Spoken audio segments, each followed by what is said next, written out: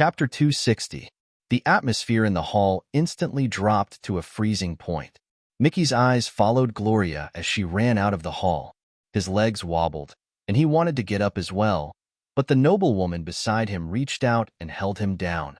She shook her head with a hint of warning, and aside from concern, there was also a hint of relief on her face. Everyone wore different expressions, but most of them were gloating over Jeffrey's misfortune.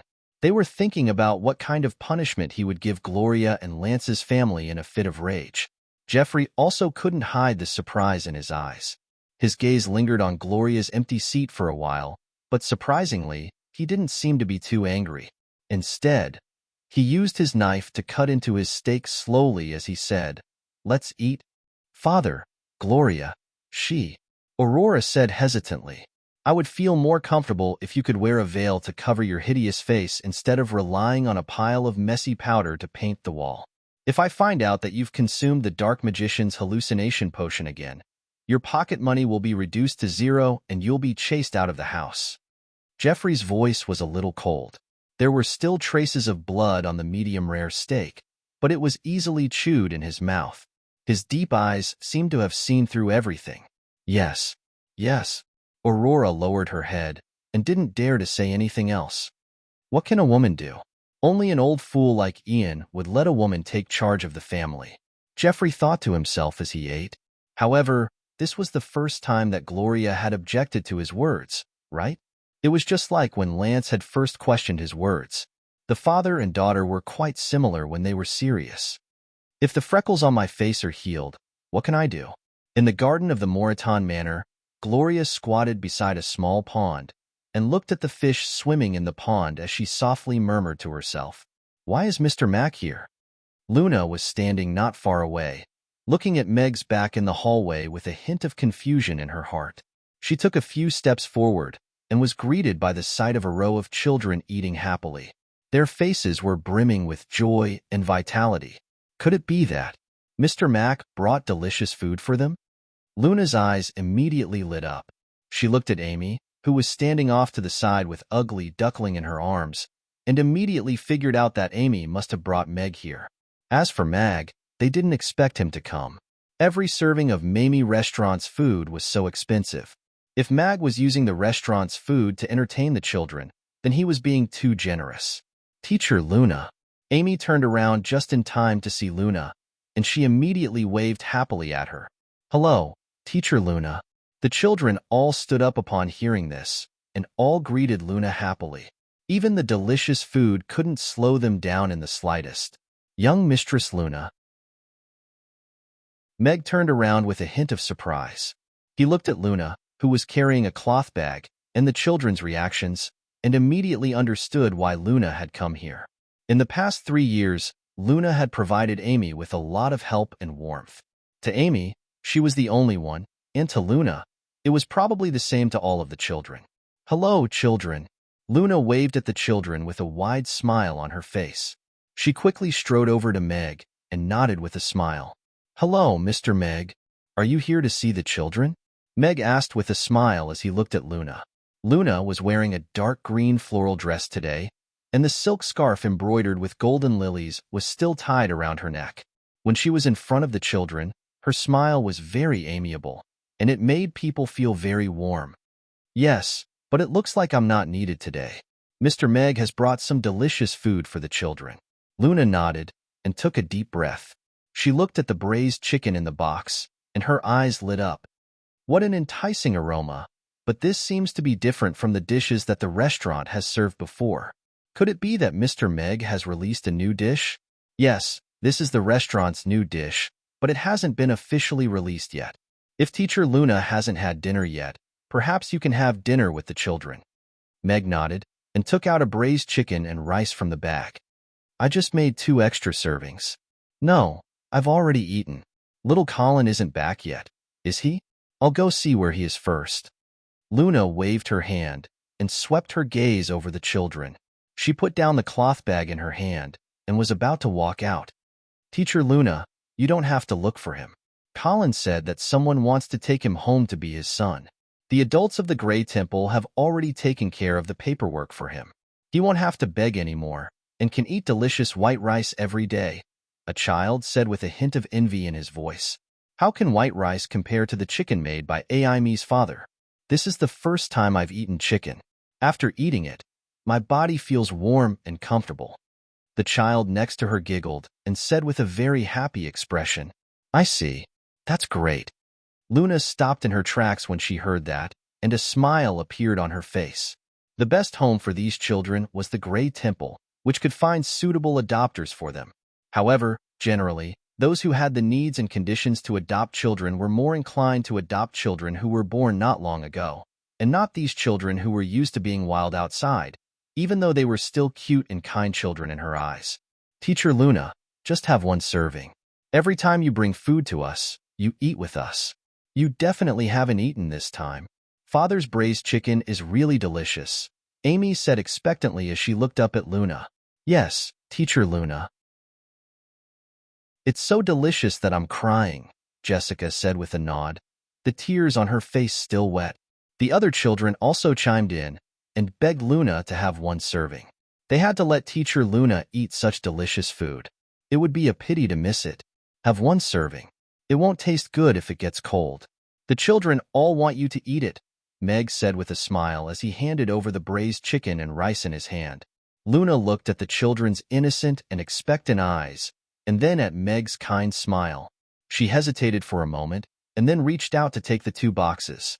She nodded with a smile and said, "Okay, then I'll eat with you all today. Be good and eat until you're full." Yay! The children's faces lit up with happy smiles, and they obediently returned to their seats. Chapter 261. The tempting aroma made Luna swallow her saliva. Looking at the children who were completely immersed in the delicious food, she also picked up her chopsticks and took a bite of the chicken. What a thick and delicious chicken soup. The chicken is so tender and smooth. It's so delicious. Luna's eyes suddenly lit up. The delicious taste spread in her mouth. She could taste the meat of the turkey. But how did the chicken soup improve the taste to such an extreme? It also contained a tempting fresh aroma. It was a taste she had never tasted before. After eating a piece of chicken, Luna picked up a piece of shiitake mushroom. The rich aroma came to her nose. Unlike ordinary mushrooms, whose aroma was reserved, this kind of aroma seemed to want to let everyone know. It didn't hide it at all. Maybe the secret to improving the taste of the chicken soup is here. Luna put the shiitake mushroom into her mouth expectantly. She took a gentle bite, and the chicken soup overflowed from the succulent shiitake mushroom. Although it was dry, the texture was not stiff at all. It was still fresh and smooth. The rich mushroom aroma wreaked havoc in the mouth. After swallowing, there was still a lingering fragrance in the mouth.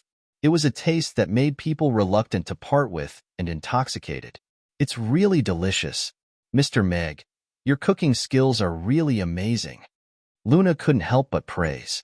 If the Yangzhou fried rice made by Meg had surprised her the first time, then the rujiamo, tofu pudding, and now the braised chicken and rice, Meg had been breaking his own mind.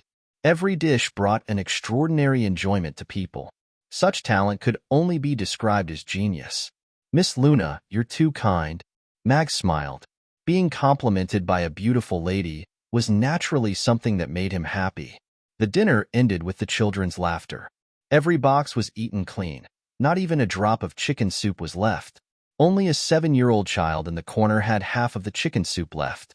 He carefully closed the box, looked at Meg, and asked, "Uncle, can I borrow this box for one night? My sister hasn't eaten yet, so I want to bring this delicacy home for her to try." "Of course you can. This box can only be used once. You can throw it away after you use it. You don't have to return it to me." Mag nodded with a smile. He took out one of the remaining 2 servings of braised chicken and rice and placed it in the other bag before handing it to the child as he said, "Also, take this braised chicken and rice with you to eat with your little sister. Half a serving won't be enough." "Throw it away? Uncle, can I keep it? I've never had such a good bowl before." Jessica looked at the smooth and soft transparent bowl in her hand and asked Meg with anticipation, "I want to keep it for dinner too. My bowl cracked again yesterday and can't hold water anymore. This bowl is really great." The other children also chimed in as they hugged the takeout boxes in their hands, as if they were holding a treasure. Meg's heart suddenly tightened upon seeing this. These disposable plastic takeout bowls and boxes were like treasures in the eyes of these children. Poverty had made them experience the hardships of life at an early age, and they were struggling to survive in this world with their frail bodies. All right, then you can all keep it. Meg forced a smile onto his face as he nodded. Yay. Thank you, Uncle. The children immediately cheered as they raised the boxes in their hands above their heads, as if they had received an incredible reward. It's getting dark. Goodbye, Teacher Luna, Uncle, and Amy. I have to go home now. A child hugged a bowl in his arms as he bade farewell and ran away. All the other children also bade farewell. Children, be careful on the road. Take the main road with a lot of people. Luna hurriedly reminded them as she watched the children disperse in all directions. Amy, I have to go home too. My mother is still waiting for me at home. Your dress today is so beautiful, and Ugly Duckling is super cute. I hope I can play with you again next time. Jessica hugged the takeout box in her hands as she looked at Amy with an adorable smile on her face. She patted Ugly Duckling's head with anticipation and reluctance in her eyes. Jessica, is your mother still coughing every day? Are her eyes all right? Amy looked at Jessica with some reluctance and asked with concern. Yes, it seems to have worsened in the autumn. Jessica nodded with a dejected expression, but a smile quickly appeared on her face as she said, but Mother said that she'll be fine in the winter. Once her eyes recover, she'll be able to sew things for other people again. That way, I can stay at home in the winter, and it'll be a little warmer at home. Are you sick? Meg looked at Jessica's slightly dirty clothes and the intricate stitches that had been sewn together. It turned out that her mother was quite adept at sewing, but if she couldn't get out of bed now, it would be very difficult for her to survive the winter. Meg couldn't help but furrow his brows at the sight of the adorable smile on Jessica's face. Jessica's current situation was most likely similar to Amy's, but if her mother really didn't survive the next winter, then no one would be able to continue to take care of her in her place. Yes, she'll definitely get better. Amy patted Jessica's shoulder like a little adult. She touched her pocket and took her little fist out of her pocket and put it behind her back. She looked at Jessica mysteriously and said, Jessica, I want to give you a present. Guess what it is? A beautiful stone? No. A love tree root? That's not right either. Amy shook her head as she pulled her little hand out from behind her back, revealing a yellow butterfly hair clip. She smiled as she said, It's a butterfly hair clip. Yellow is your favorite color. Wow, it's so beautiful. Jessica's eyes lit up as she looked at the hair clip in Amy's hand with joy. But after a moment of hesitation, she shook her head and said, No, this is too beautiful. I can't accept it. It'll definitely look better with your dress. No, it'll look better if you wear it. Let me put it on for you. Amy shook her head as she picked up the hair clip and stood on her tiptoes to tuck it into Jessica's hair. She nodded happily and said, It's really beautiful. Jessica, you're so beautiful. Really? A smile also appeared on Jessica's face as she tried her best to look up. Yes, Jessica is really beautiful, Luna said with a smile. She was also a little touched by Amy's feelings for her friend. Thank you, Amy. Jessica hugged Amy with elation as she gently touched the hair clip. She couldn't hide the smile on her face. Meg looked at the yellow butterfly hair clip and her bright smile. She really was very adorable. After a moment of hesitation, he fished out a dragon coin from his pocket and placed it between the boxes of braised chicken and rice. It's getting dark, Jessica. You should go home first so that your mother won't worry. Take this braised chicken and rice home for her. Meg tied up the bag and handed it to Jessica with a smile as he said, Be careful when you carry it. The chicken soup will spill out easily. Thank you, Uncle. Mother will definitely get better soon after eating your food. Jessica accepted the bag and looked at Meg with gratitude. Meg shook his head with a serious expression and said, You won't get better just from eating a bowl of braised chicken. You have to get your mother to see a doctor. Only after she recovers from her illness can she work, and only then will you be able to enjoy a warm winter at home. All right, I'll tell her. Jessica was also a sensible child. She nodded obediently, then waved her hand and said, "Teacher Luna, Uncle, goodbye." "Goodbye, Jessica," Luna replied with a smile. "Goodbye, Jessica." Amy also waved goodbye. "Goodbye, Amy," Jessica said to Amy.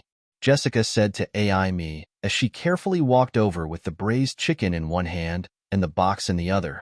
"When the children grow up, they'll be able to live on their own. I'm sure they'll be kind-hearted," Luna said with a smile as she looked at Jessica's departing figure. "That's right. You've planted a seed of kindness in their hearts. It'll benefit them for the rest of their lives." Meg also nodded in agreement. "Father, will Jessica's mother get better?" Amy looked up at Meg with a concerned expression.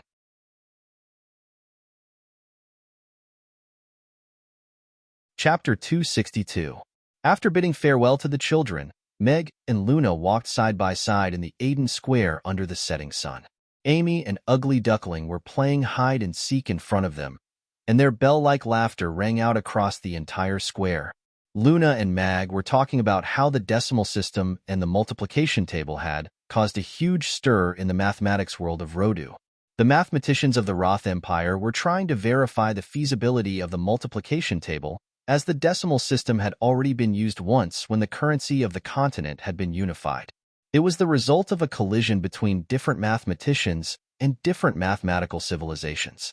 However, the Roth Empire still maintained its tradition of using the sexagesimal system, just like how the elves still used the decimal system.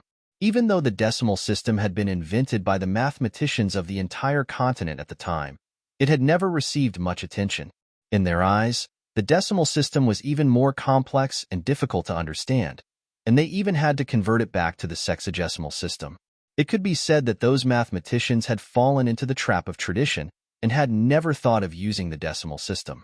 As a result, this most advanced and simple algorithm was still only used in the monetary system, even after several decades. However, Meg's multiplication table could quickly calculate single-digit multiplication, and even children would be able to use it with ease as long as they memorized it well. This revolutionary algorithm and discovery was undoubtedly an earth-shattering discovery for the entire mathematics community.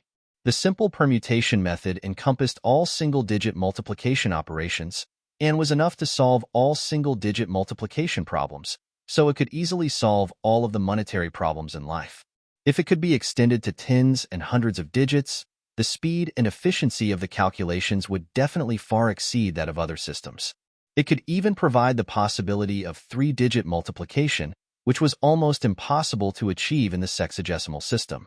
Even Old Manford could only do the simplest three-digit multiplication. Hence, during this period of time, all of the mathematicians of the Roth Empire had gathered in Rodu to discuss this issue. They were all debating whether to abandon the sexagesimal system and adopt the decimal system.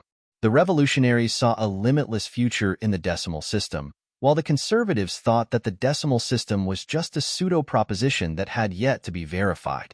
The fact that no one had researched the decimal system for several decades was a testament to this. Now, a random guy was trying to overthrow a tradition that had been passed down for thousands of years with a so-called multiplication table. That was simply absurd. Meg couldn't help but smile as he listened to Luna's description. He didn't think that a simple multiplication table would cause such a stir in this world. Luna stopped in her tracks and looked at Meg with a serious expression as she said, "Mr. Meg, I was going to visit you today. My grandfather is on the side of the revolutionaries of the reform of the decimal system, so he wants you to come to Rodu and explain the feasibility of the multiplication table to everyone. Bye." "I can't do that. Mathematics is just a hobby for me. I can't abandon the restaurant and go to Rodu to teach them the multiplication table." Meg shook his head with a smile as he looked at the statue of peace at the center of the plaza in the distance. Two white doves were perched on the olive branch, and he calmly said, "It's my duty to bring delicacies to my customers." Luna looked at the side profile of Meg's face. The golden light shone down upon him, making him appear as if he were covered in a layer of golden sand. Indeed, he was a prodigy mathematician, but he was also a prodigy chef. Compared to mathematics, it was a pity that a chef like him was missing from this world. She was a little apologetic as she said, "My apologies, Mr. Meg, for making such an unreasonable request." "That's all right. Young Mistress Luna's grandfather is a great educator who is dedicated to popularizing mathematics. If there's anything he needs, he can ask me at any time. Meg shook his head with a smile. He wasn't flexing, but if he were to abandon the restaurant and go to Rodu, the system would most likely go crazy. Furthermore, he had gone through a lot of trouble to get to Chaos City from Rodu, and he didn't want to go back there so quickly. God knew if he would fall into the vortex again. At a time like this, a letter was naturally the best option. Thank you. I'll pass on your message to him. A smile reappeared on Luna's face. Even though Meg didn't want to go to Rodu, it was still very good news that he was willing to continue to provide his thoughts and ideas. The two of them continued to walk for a while longer. Meg had thought that Luna would bring up the issue of providing assistance to these children, but to his surprise, she didn't say a single word throughout the entire journey. This also made her impression of him quite a bit. This girl was as pure as the white scarf on her shoulder. She was willing to do good deeds, but she wouldn't ask others to do the same for her. The sky gradually darkened, and Luna bade farewell to the two of them. Meg also walked back home with Amy. When they reached the center of the square, they saw a row of magic crystal walls that were around 4 meters tall on the side of the street. There were a few magic casters instructing the workers on how to install them. The war is going to start tomorrow. Meg looked at the crystal walls with anticipation in his eyes. These were most likely the preparations for the Aiden Square food competition that was going to begin the next day. Now that he was going to do it, he naturally wanted to get closer to the top. When they returned to the restaurant, there were still a few customers reading the notices at the entrance. When they saw Meg and Amy return, they hurriedly gathered around them with concerned expressions on their faces. Mr. Mack, I heard that the restaurant was destroyed. Are you guys all right? Meg was quite touched by the customer's concern, and he shook his head with a smile as he replied, We're fine. The culprits have already been taken away by the Grey Temple. The restaurant was only slightly damaged, but it won't affect our business tomorrow. Yeah, all the bad guys were burned to ashes by Amy's fireball. Amy nodded in agreement. Little boss is the best. Everyone burst into laughter upon hearing that. As long as Meg and Amy were both fine, everything was fine. Then, Mr. Mack, we haven't eaten yet. Why don't you make us something to eat? If the new dish is ready, why don't we? A bald man looked at Meg with a smile. He didn't finish his sentence, but what he wanted to say was self-evident. I'm sorry. Something like this happened today, and my young heart has been severely damaged. I need to calm down and rest, so I need to take a break today to calm myself down. Please go back, everyone. We'll open the restaurant as usual tomorrow, and we'll be serving the new dish. Meg calmly refused as he led Amy into the restaurant. The customers looked at one another in bewilderment as they watched the door close. Forget it. We should be considerate of Mr. Mack at a time like this. I just heard that there was a huge explosion in the restaurant at noon. A group of dozens of culprits surrounded the restaurant and destroyed it in all sorts of ways. The Grey Temple had to send a large army to suppress them, a small old man said as he slowly turned to leave. That terrifying? Then forget it. Let's look forward to the new dish tomorrow. We have to come early to line up.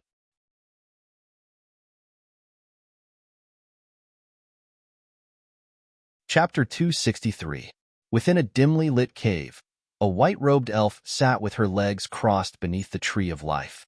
A wisp of green light rose up from her body, connecting her to the tree of life behind her.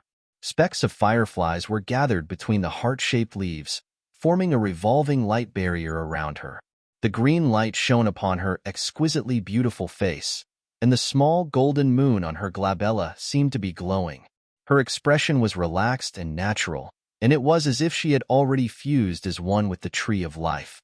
The entire cave was extremely quiet, and even the sound of the fireflies flapping their wings could be heard. Your Highness Irina. Right at this moment, the door of the cave opened slightly to the side, and Phyllis squeezed in from the side before running toward the tree of life. The green branches brushed past her body, and she wasn't obstructed on this occasion, but it still took her quite a bit of effort to reach the tree of life. What happened this time? Bean Sprout? Irina asked in a calm voice without opening her eyes. Your Highness, there's new news from Rodu, but it looks like Snare won't be able to come back for the time being, Phyllis said in a quiet voice with a dejected expression. There was a red gash on her neck, as if she had been whipped by something. Irina immediately opened her eyes, and the green light above her head instantly receded. All of the fireflies around her also dispersed before flying upward. Who did this? Irina's gaze fell on the gash on Phyllis's neck, and she looked into Phyllis's eyes as she asked, I'm fine, Your Highness. Phyllis hurriedly shook her head as she covered her neck with her hands in a panicked manner. What happened to Snare? Irina wasn't in a hurry to ask any more questions. Snare was attacked by an unknown demon and sustained some injuries. He's still recuperating in the embassy of Rodu, and his life isn't in any danger. However, his right leg has been injured, and he can't get out of bed yet, so he won't be able to make it back in time, Phyllis replied in a concerned manner. It's been so many years, and someone's finally starting to provoke me again? They're always making demon scapegoats. They really haven't learned anything. Irina cast her gaze toward the entrance of the cave with a mocking smile on her face. She slowly rose to her feet, and the branches of the tree of life began to rustle as if they were prostrating themselves to create a path for her. Your Highness, Phyllis is completely fine. I accidentally bumped into something. Phyllis hurriedly as she looked at Irina as she made her way toward the entrance. Then let the thing you hit take responsibility. The stone door slowly slid to the side and opened completely. She stood at the entrance of the cave and looked at the forest outside. In the end, she fixed her eyes on a big tree that was thick enough for several people to wrap their arms around it. She said in a commanding tone, Do you want to come out yourself? Or do you want me to make you come out? Under the moonlight, the forest was quiet. Only the sound of insects could be heard. Very good. Irina's expression remained calm as she slowly raised her right hand and clenched it into a fist. Bam! With a muffled sound, a hole was blasted open in the middle of the tree. A black figure directly pierced through the tree and flew over. His throat was about 5 centimeters away from him, and he was suspended in midair. This was an elderly female elf with a slightly stooped figure. She wore a black robe that covered her entire body, and her hooked nose was a little long, giving her the appearance of an old witch.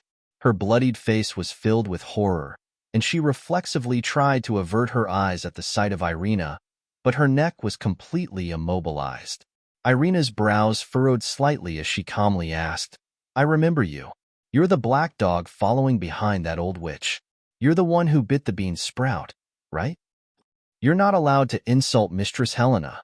Heidi yelled as she glowered at Irina. She was looking at Irina with a crazed look in her eyes, as if she wanted to perish together with her. Doggy Helena, bite me if you don't like it, old dog. Irina was still raising her left hand with a smile on her face. You're a slut who insults our elven race. How dare you insult the esteemed Mistress Helena? You're a disgrace to the elven race. You should be nailed to the tree of life. Heidi yelled in a crazed manner as she glared at Irina with gritted teeth, looking as if she wanted to tear her apart. Bullshit. Her Highness. Her Highness is the pride of the elven race and the idol of the younger generation. Phyllis yelled as she looked at Irina's back with a panicked expression. Shut up. Irina's brows furrowed slightly as she raised her right hand, only to stop it in midair. Humph. You're a sinner who's been imprisoned under the tree of life. You dare to hit me? A smug look appeared on Heidi's face at the sight of Irina's frozen hand, and a hint of disdain appeared in her eyes as she looked at Irina. I don't want to dirty my hands. Irina also withdrew her left hand. Right at this moment, a green branch shot out of the cave, bypassing Irina before striking Heidi in the face with a vicious slap. Heidi's body flew through the air as if she had been struck by a sledgehammer, and she crashed into a tree with a thump, causing the tree to sway violently. When the truth is revealed, you're going to be despised by all of our elven brethren. Even if you have a sharp tongue, I'd like to see how many mouths you'll have to offer when the time comes. Heidi fell to the ground and threw up a mouthful of blood, along with a few black teeth. Half of her face was swollen, and the bright red mark on it was quite a frightening sight to behold. She looked up at Irina with a crazed look in her eyes. I, Irina, have done everything with a clear conscience, so there's no need for me to explain myself to anyone. Irina's expression remained calm as she looked up at the bright moon in the sky, and her expression gradually cooled as she said, "Just because I can't leave the cave doesn't mean I can't. Tell Helena that if Snare doesn't return to me in one piece in 7 days, then she can prepare to collect the corpses of all of the elven brethren that she's nominated over the years." Irina turned and walked into the cave as she spoke. Heidi looked at Irina's departing figure, and a horrified expression gradually appeared on her face as her body began to tremble uncontrollably. Also, I don't usually kill dogs, but if I do, it's very cruel. Even I'm scared of myself. Irina's footsteps faltered momentarily, and the stone door slowly closed behind her. Silence reigned again.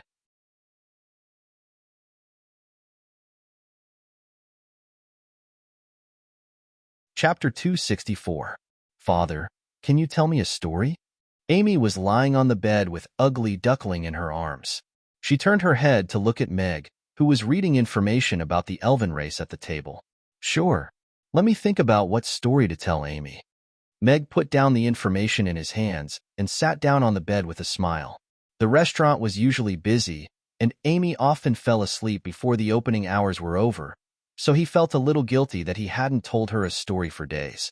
After thinking for a while, his eyes lit up and he said, "Let me tell Amy a story about Snow White." Okay. Amy nodded happily. Then, she asked curiously, "Is Snow White a princess made of snow?" "No. Snow White is a beautiful princess with skin as white as snow." Meg shook his head with a smile. Then, he began to tell Amy the story. In a faraway kingdom, there lived a king and a queen, and they longed for a child. So, they sincerely prayed to the heavens, "God, we are all good kings and queens. Please give us a child." Not long after, the queen gave birth to a cute little princess. The girl's skin was as white as snow, her cheeks were as red as apples, and her hair was black and soft. So, the king and queen named her Snow White. Meg slowly told the story of Snow White in a low voice. The innocent and cute Snow White was almost killed by the evil queen, but she was taken in by the 7 dwarfs.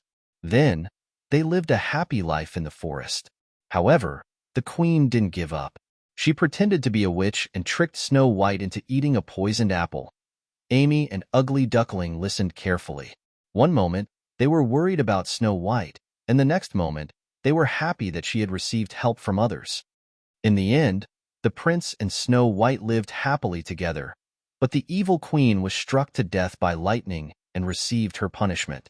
Mag finished the story. He looked at Amy, who was still awake, and stroked her hair. "Amy, if a stranger gave you an apple, would you still eat it?" he asked with a smile. Amy nodded. Her eyes were bright, and she didn't look sleepy at all. Amy was a little conflicted. She thought for a while and asked, "If I only eat one bite, will I be fine?" "Not even one bite. It's a deadly poison. Even one bite will poison you." Meg shook his head. This little one was really a little glutton. Even if it was a poisoned apple, she would only stop after tasting it.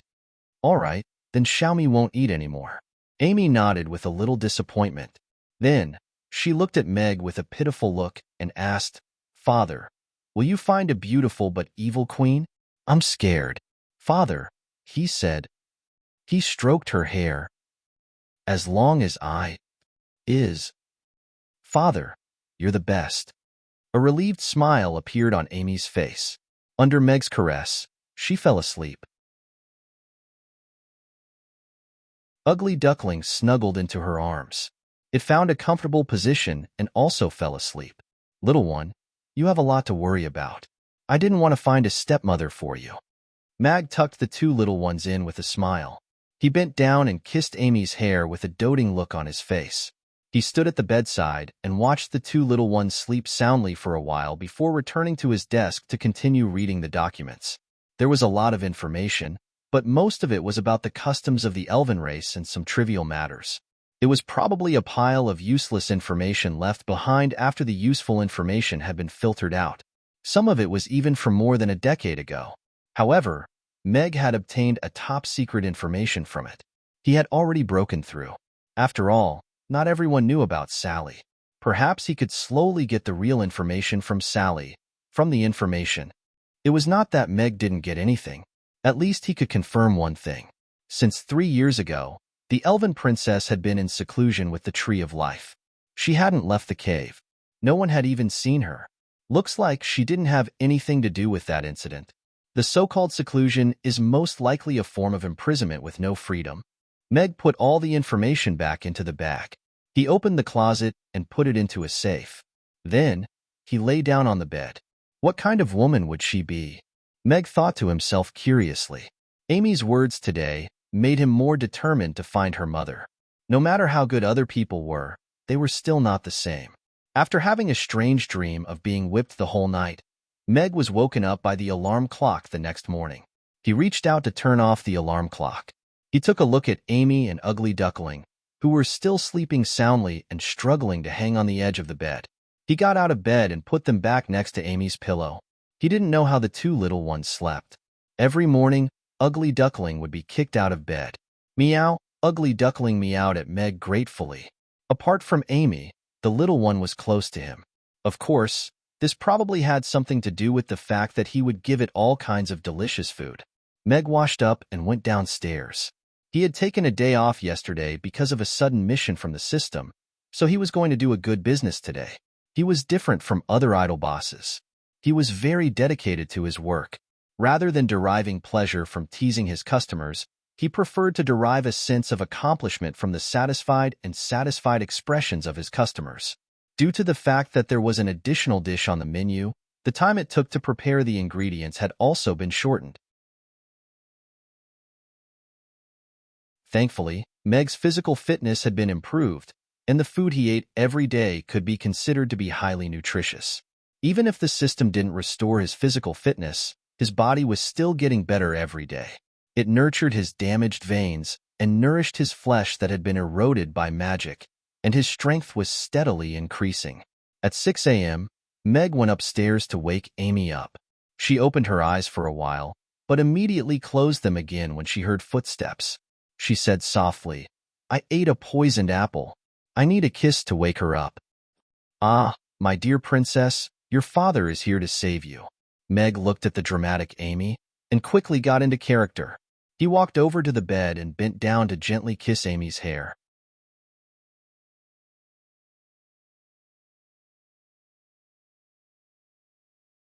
Chapter 265. After breakfast, Meg packed up the food he brought for Crassus and then pushed his bicycle out. Ugly Duckling hesitated for a long time between staying at home alone and getting carsick, but it still chose to get on the bicycle in the end. He didn't know why it was afraid of staying at home alone. When he locked the door, Meg took a look at the blacksmith shop in Mabai, but it still wasn't open. The eerie silence made him feel inexplicably uneasy. After all, this was a neighbor who wanted to make big news. Didn't they say that the explosion was quiet at dawn? Meg was still a little worried since they were so close to each other. Because they had brought takeout, Meg and Amy went into the school together. The door to the magic lab on the 3rd floor was still ajar. Meg reached out to knock twice, and then pushed the door open to let Amy in. He also followed her in. "Good morning, little Amy." Crassus was holding a long-necked crystal container in his hand. There were red, blue, and white potions inside, and they didn't mix with each other. They were slowly entangled in Crassus' hand. "Wow, Master Crassus, what's this?" Amy looked at the crystal container in Crassus' hand with curiosity. Mag was also looking on with a curious expression. As a 10th-tier magic caster, the magic potions concocted by him had to be of the highest quality. It would be a good idea to give Amy a few high-grade magic shields. At the very least, they would be able to ensure her safety. "Open your eyes and don't miss it." Crassus smiled mysteriously. He suddenly shook the bottle, and the 3 colored potions began to swirl in the bottle. The 3 colors entangled together and rose from the thin bottle to form a 3-colored rose. It slowly rose from the bottle, and then was plucked by Crassus. He handed it to Amy with a smile and said, "Little Amy, do you like it?" "Wow, Sherfu is so awesome. What a beautiful flower. Amy loves it so much." Amy reached out to take the tricolored flower with a happy smile on her face. Meg looked at the scene with a strange expression. He had thought that it was some kind of powerful spell, but he did not expect Crassus to spend so much time fiddling with it so early in the morning just to make a flower for Amy. It was really difficult for the famous close combat magician of the continent. It was indeed not easy to please a disciple. "Mr. Mac, did you bring me the braised chicken and sweet tofu pudding?" Crassus looked at Meg expectantly. "That's right. Braised chicken, rice, and tofu pudding." Meg nodded with a smile as he placed the bags on the table. "Master, it's a total of 1,050 copper coins." Amy held the flower in one hand and extended her other hand with a smile as she said, "Amy also had a braised chicken, rice, and sweet tofu pudding this morning. It's also 1050 copper coins." "All right, I'll give it to you right away." Crassus couldn't help but laugh.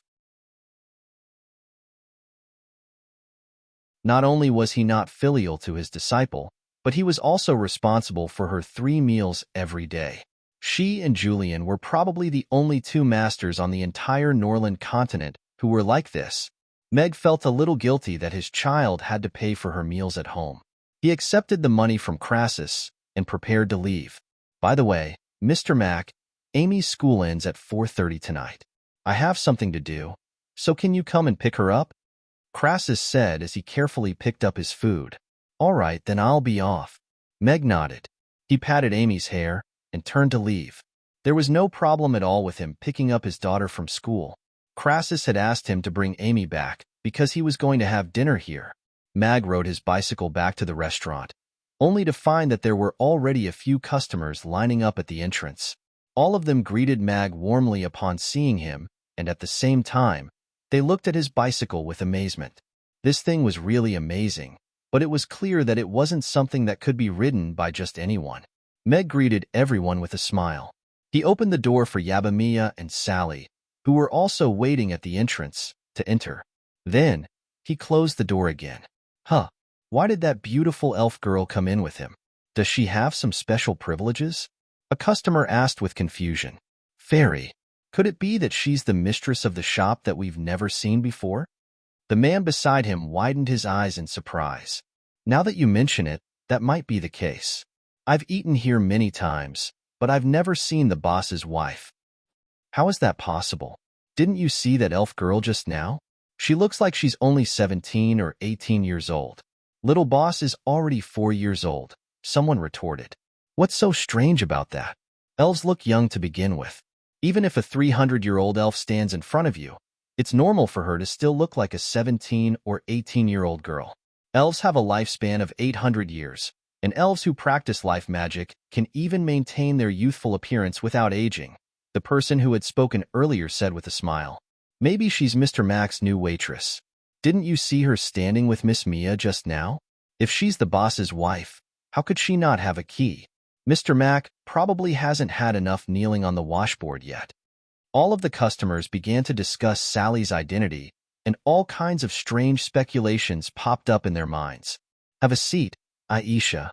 It's your first time working here, so don't be too nervous. It's okay to be a little slow, but try not to make any mistakes." Meg put down his bicycle and looked at the dizzy, ugly duckling in the basket with a smile. "Boss, if you're making the braised chicken today, do you need me to help you with the turkey?" Yabamiya asked Meg. "Not today. I'm only using chicken drumsticks, so there's no need for extra processing." Meg shook his head. Mia really didn't know how to rest. "All right." Yabamiya nodded with a slightly disappointed expression. "Maybe we can learn Spring is Here begin," Sally suggested in a soft voice. This dance was like a magic dance. Even though some of the movements were a little embarrassing to perform, it was also very captivating. She went back and practiced the dance for an entire night, and she was looking forward to the next dance even more. "Can I?" Yabamiya's eyes also lit up as he looked at Meg. "Of course you can." Meg took out the music box with a smile. He clicked on the dance teaching mode and placed it on the table before going into the kitchen. Even if he was a capitalist, he had to be a virtuous capitalist. "Did you hear? Something big happened at Amy's yesterday." "What big thing?" Didn't Mr. Mac take a leave of absence to collect materials? I'm looking forward to today's new product. That was the announcement in the morning. It was replaced with a new announcement yesterday afternoon. It said that the restaurant was attacked by thugs and razed to the ground. There was even a huge crater that was over 10 meters deep in the ground. What the fuck? Who would do such a crazy thing?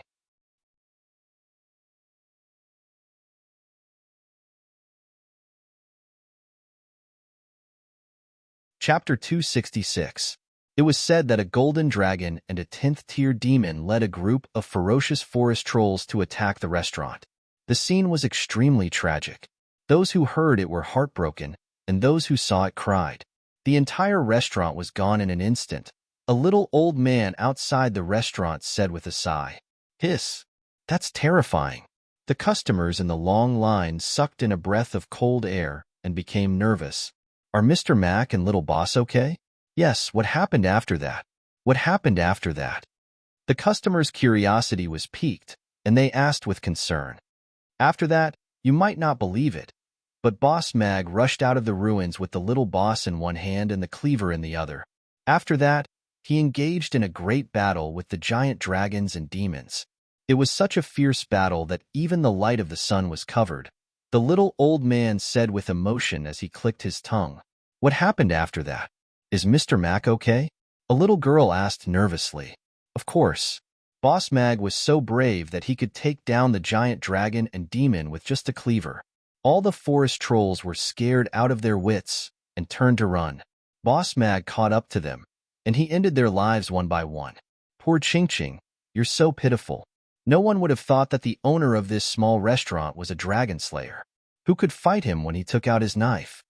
The little old man became more and more excited as he spoke. Even his beard was trembling as if he had seen the scene live. Carl, why aren't you telling stories under the stone statue of peace? Why are you here? This story is probably made up, right?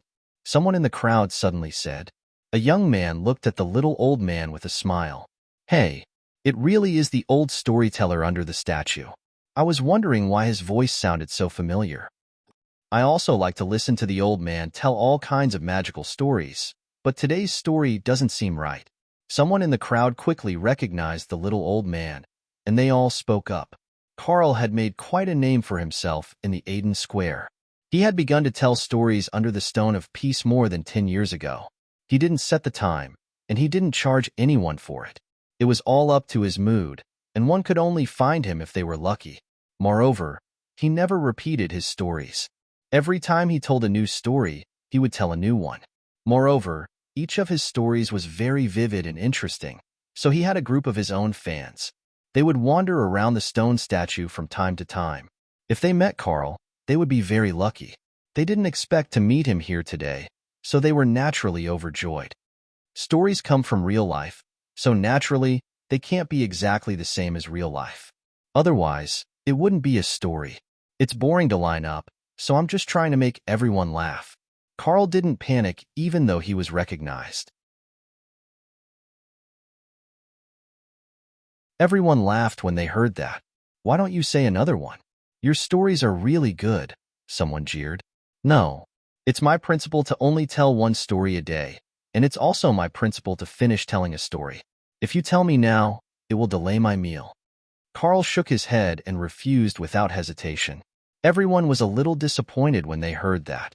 After all, it was a little boring to line up here. Although the sweet and savory parties were divided into two groups, no one was in the mood to argue in the morning. Usually, after a day's work, the best time to conquer each other was at night. Everyone was in high spirits at that time. What do you guys think Mr. Mac will cook today?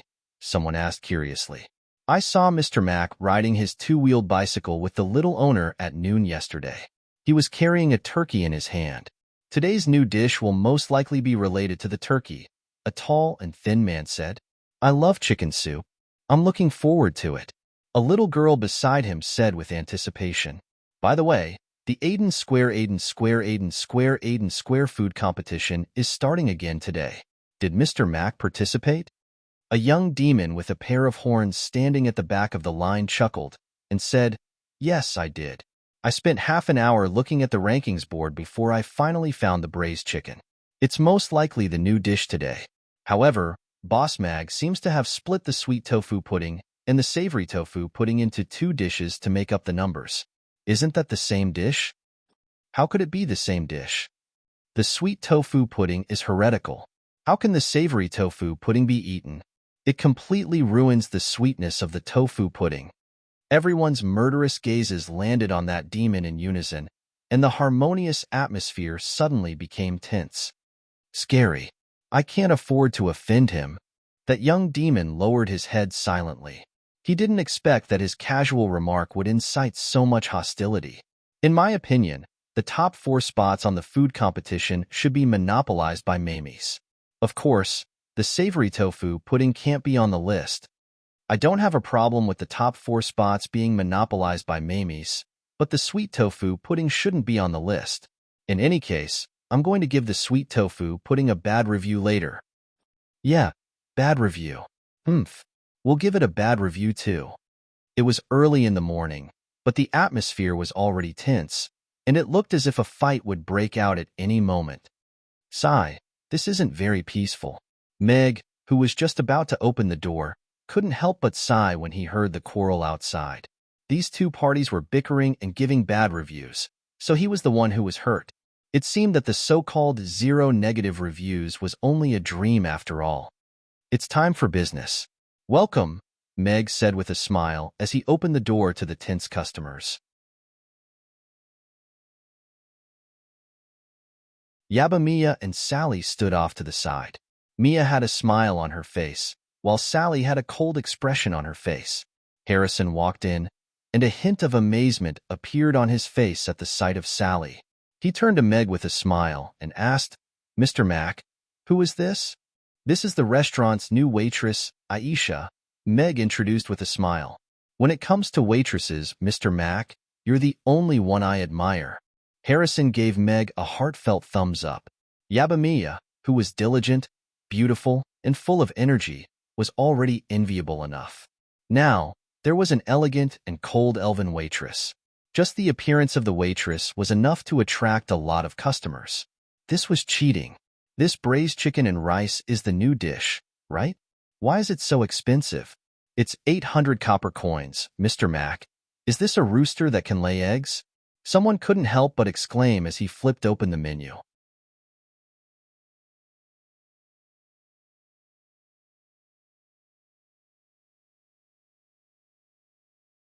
Chapter 267. 800 copper coins? That's enough for 4 bowls of tofu pudding. It's a little expensive, a young woman said in a low voice. That's right. The prices of the previous 2 dishes have been decreasing. I thought that the price of this new dish would be lower. I secretly saved 500 copper coins and prepared to try this new dish. I didn't expect that it wouldn't be enough at all. A young man in short combat attire sighed.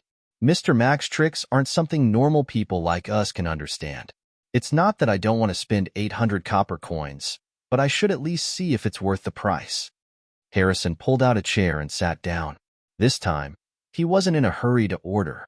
The faint aroma of chicken soup wafted out of the kitchen, causing one's imagination to run wild.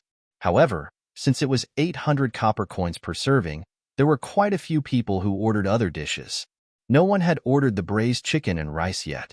"Boss, I'll try the braised chicken and rice," Carl said to Meg as he pulled out a chair and sat down. "Sure, please wait a moment." Meg nodded with a smile. He nodded encouragingly at Sally and walked quickly to the kitchen. "Good luck. Don't be nervous." "I'll help you," Yaba Mia said to Sally in a low voice.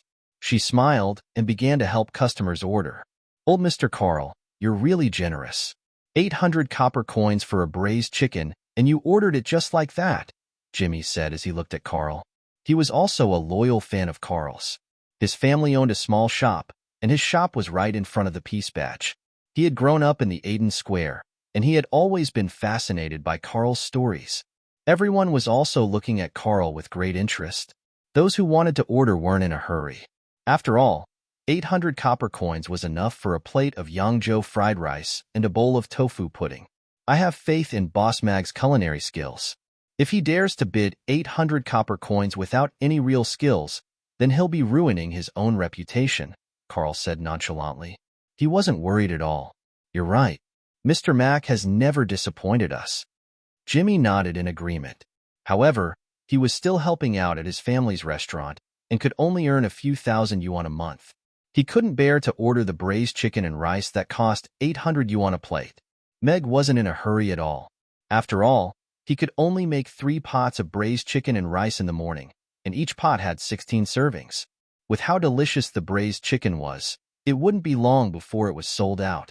After all, most customers who could afford a plate of Yangzhou fried rice at 600 copper coins wouldn't mind spending an extra 200 copper coins on a plate of braised chicken and rice. Most of them were just watching because they didn't want to waste their money.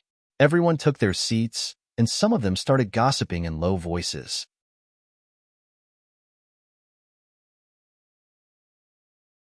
Those who were bored could enjoy the beautiful gestures of Yabamiya and Sally when they served their guests.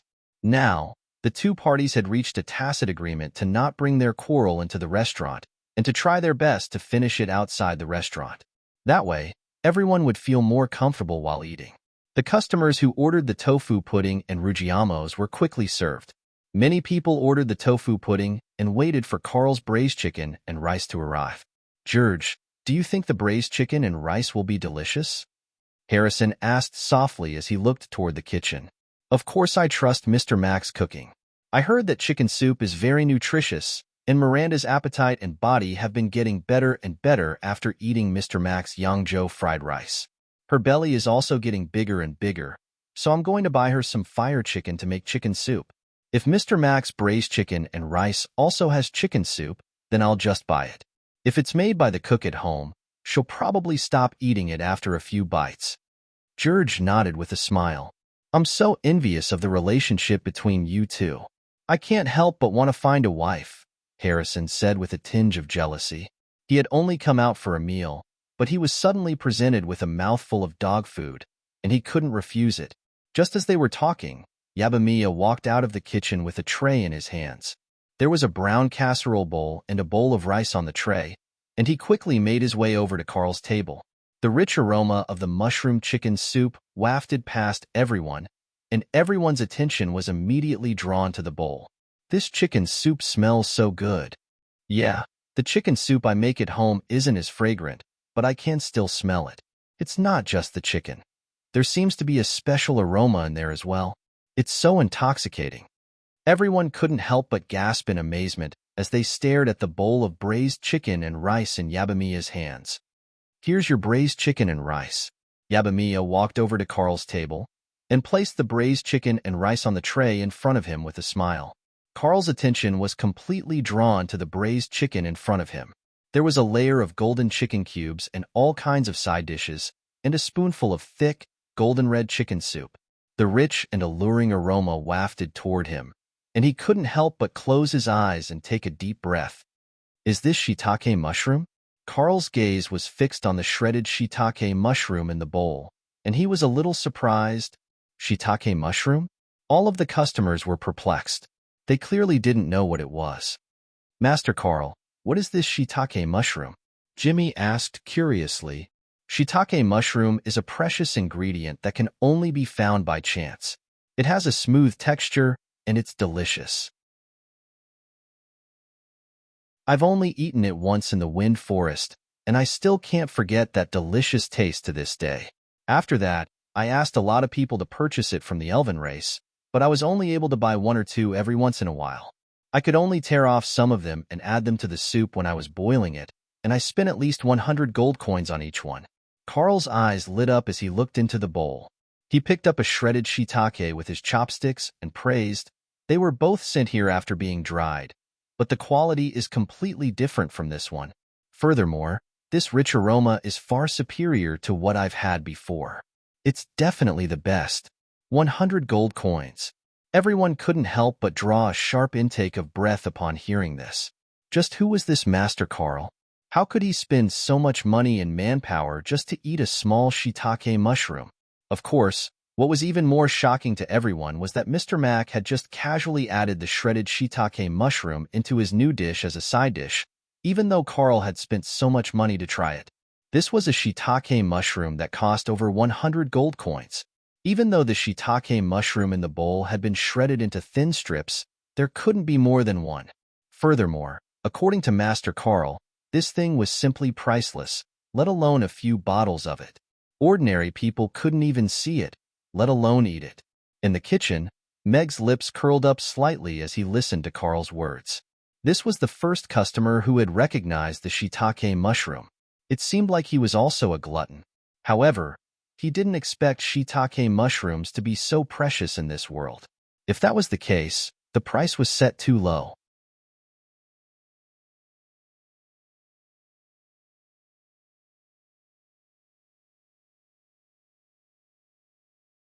Chapter 268. An alluring aroma wafted through the restaurant, and all of the customers couldn't help but stare at Carl as he put the shiitake mushroom into his mouth. This taste. Carl's eyes immediately lit up as he took a bite of the shiitake mushroom. The thick and delicious chicken broth seeped out of the shiitake mushroom, and a delicious taste blossomed in his mouth. This was the unique taste of the mellow chicken broth combined with the delicious mushroom aroma. His taste buds were almost instantly activated, and it was as if they were dancing on the tip of his tongue. Even though it's dried shiitake mushroom, it's not dry at all. It's soft and smooth, and the unique aroma of the shiitake mushroom surges straight into my head. This aroma doesn't ruin the rich taste of the chicken broth at all. Instead, it elevates the taste of the chicken broth to the extreme. The shiitake mushroom also becomes more flavorful after absorbing the rich chicken broth. They complement each other perfectly. Carl couldn't help but think to himself as he savored the taste of the shiitake mushroom. Compared to this, the shiitake mushroom I've eaten in the past is indeed far inferior. Mr. Mac really is a genius, both in terms of the quality and the cooking method. If he had released it earlier, I wouldn't have had to spend so much effort searching for shiitake mushrooms all these years. Carl praised from the bottom of his heart. He picked up his chopsticks and put another piece of shiitake mushroom into his mouth, chewing slowly with an expression of enjoyment. He then picked up his bowl of rice and ate 2 mouthfuls, and his expression became even more joyful. Gulp! The sound of saliva being swallowed instantly rang out in the restaurant. All of the customers were drooling as they watched Carl put a piece of chicken into his mouth with an expression of enjoyment. If it weren't for the fact that they knew that Carl had made a name for himself in the Aden Square over the past 10 years, the Peace Badge would soon be filled with people listening to his stories. Many people would even put gold and silver coins in front of him, but he never accepted them. Every time he finished telling a story, he would ask people to take back their money and give the rest of the unclaimed money to the homeless children. A person like him who didn't care about money naturally wouldn't act as a prop for Mr. Mac. Of course, after seeing him eat a shiitake mushroom for over 100 gold coins, everyone understood one thing.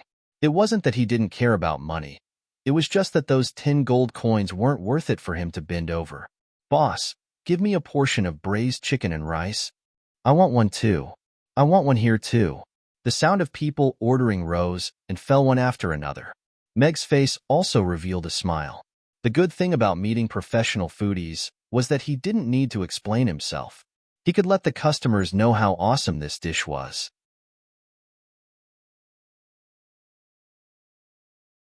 As the dishes of braised chicken were brought out, the alluring aroma of chicken soup filled the entire restaurant, attracting even more customers to place their orders.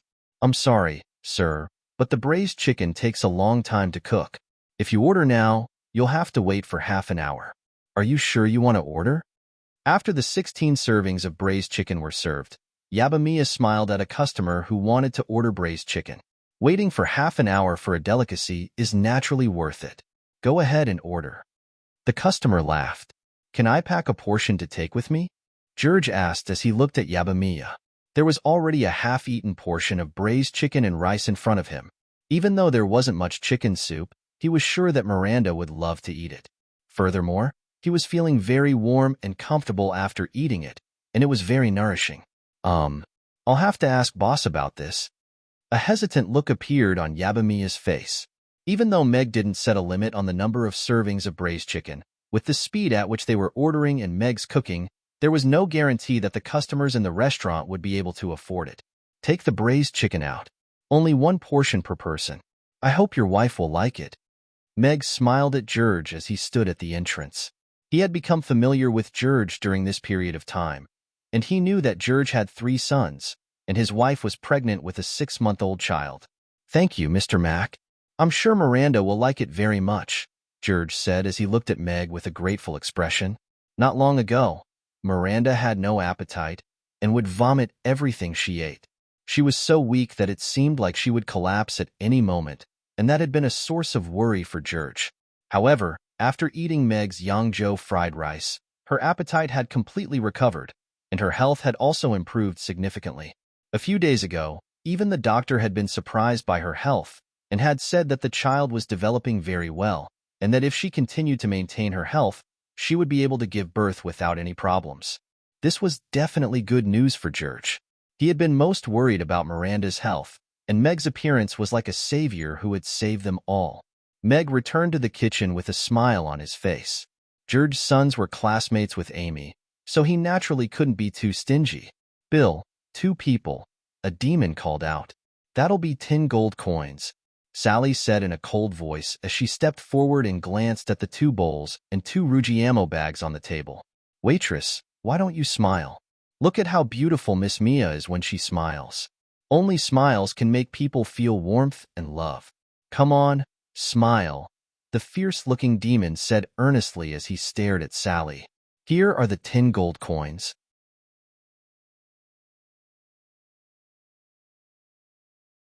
The other demon hurriedly placed 10 gold coins on the table and dragged the demon toward the door as he whispered, "You're crazy. How dare you flirt with a waitress? I don't want to be blacklisted with you." The demon's expression changed slightly upon hearing that, and he said with a serious expression, "How is that flirting? It's a serious suggestion. Don't spout nonsense. Look at how wretched you are when you speak. How can you be so serious? Who are you calling vulgar?" The 2 demons argued as they walked out of the door. Sally's gaze lingered on their backs for a while, and a bluish-purple light slowly faded from her hand. She put away the gold coins on the table and suddenly remembered something. She hurriedly yelled at the 2 demons who were about to open the door, "Stop right there." "Huh." The customers looked at her in confusion, wondering how the 2 customers had offended this beautiful elf waitress who was as cold as an ice mountain. The 2 demons who were holding the doorknobs suddenly froze. They looked at each other, and their expressions fell. They turned around with bitter faces. The first demon looked at Sally with a smile that was uglier than crying, and said, "Miss, I was wrong. Even if you didn't smile, I still felt infinite warmth and love. Please let us go, and don't be blacklisted."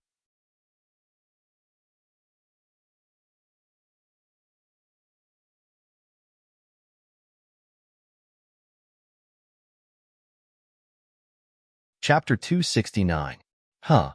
The 2 demons looked at the blue ticket in Sally's hand, and their expressions became strange. The Aiden Square Aiden Square Aiden Square Aiden Square Aiden Square Aiden Square had a history of several decades. It was released once a month, and almost all of the powerful restaurants in the Aiden Square would participate in it. Today was the first day of this month's competition and the first day of voting. Okay. The 2 demons nodded at almost the same time. Although they had mixed feelings, as long as they weren't on the blacklist, it was fine. They walked back, took the tickets, and sat down obediently. "Looks like Mr. Mack is really going to make it to the top this time. It's a good thing to make it to the top, but I have mixed feelings. I'm afraid that such a good restaurant will be overlooked, and I'm also worried that the restaurant will be overcrowded by tourists who follow the rankings. Yeah, usually, you have to wait for a long time to eat a meal, but you can eat it as long as you wait. I'm afraid you won't even be able to eat it in the future." When the guests saw this scene, they began to discuss softly with complicated expressions on their faces. Sally stood beside the table with a tray, and the 2 demons sat in front of the table with pens in their hands. They looked even more obedient than elementary school students. There were 5 dishes on each ticket, and the names and prices of the dishes were all written in beautiful handwriting in advance. The customers only needed to tick the dishes they wanted to eat at the back.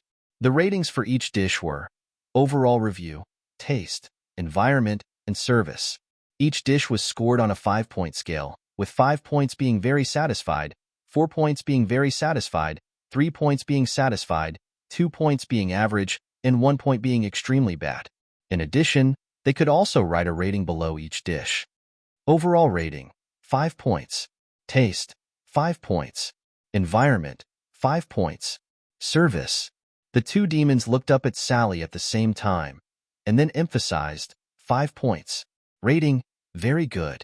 The two demons put down their pins at the same time and looked at Sally with a dry smile. Is this okay? Yes. Sally glanced at the tickets in their hands and nodded with satisfaction. Can we go now? The first demon asked again. Yes. Sally nodded. The two demons stood up and walked quickly to the door as if they had been pardoned. They didn't heave a sigh of relief until they were out of the door. Scary. It's all because you talk too much.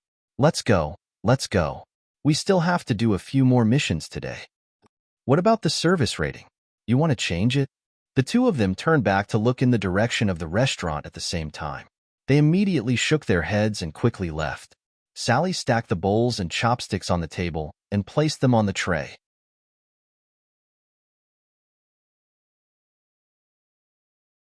She then cast a small water magic spell on the table with her right hand, and the surface of the table immediately became so shiny that it looked like a mirror.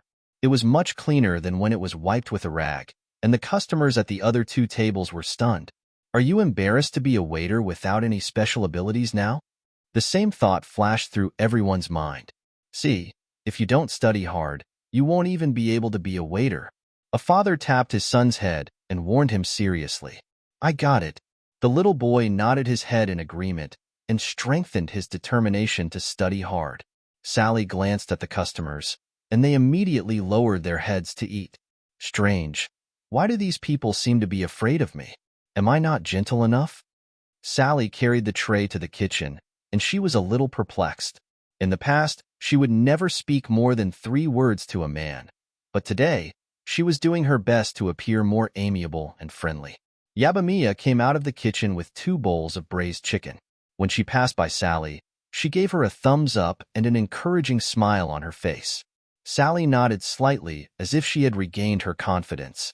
She quickened her pace and put the bowls and chopsticks into the dishwasher that she had learned how to use. This magical thing would automatically wash the bowls with a press of the button, and the bowls would be as clean as the ones she had washed with magic. She had said that she could use magic to wash the bowls and chopsticks, but this suggestion was rejected by Meg. He didn't want her to use too much magic power. Well done. Keep hugging. Meg looked at Sally and encouraged her with a smile. He didn't want to force Sally to keep smiling like Yabamiya. With her personality, it would be worse than death. It was fine as long as she didn't make the customers feel uncomfortable. Okay. Sally nodded. She felt that her body was full of energy, and her hands moved a little faster. When she heard that someone was paying the bill, she quickly walked out of the door. With Sally taking care of the bill and clearing the table, Yabamiya was a lot more at ease. She greeted all the customers with a smile and brought them a warm morning. Sally, who was collecting the bill, gave the customers a refreshing feeling. All of a sudden, they felt refreshed and cooperated with her to fill in the tickets. Mr. Mac's restaurant is definitely a 5-star restaurant, but I think it's necessary to point out the right direction for the future customers. Is the sweet tofu pudding suitable for human consumption? Sweet tofu pudding, 1 star. Extremely bad. After a customer finished writing his order for the savory tofu pudding and the braised chicken and rice, he looked at the sweet tofu pudding. The more he thought about it, the angrier he got. He waved his pen and gave it 1 star. Fuck. How dare he give the sweet tofu pudding 1 star?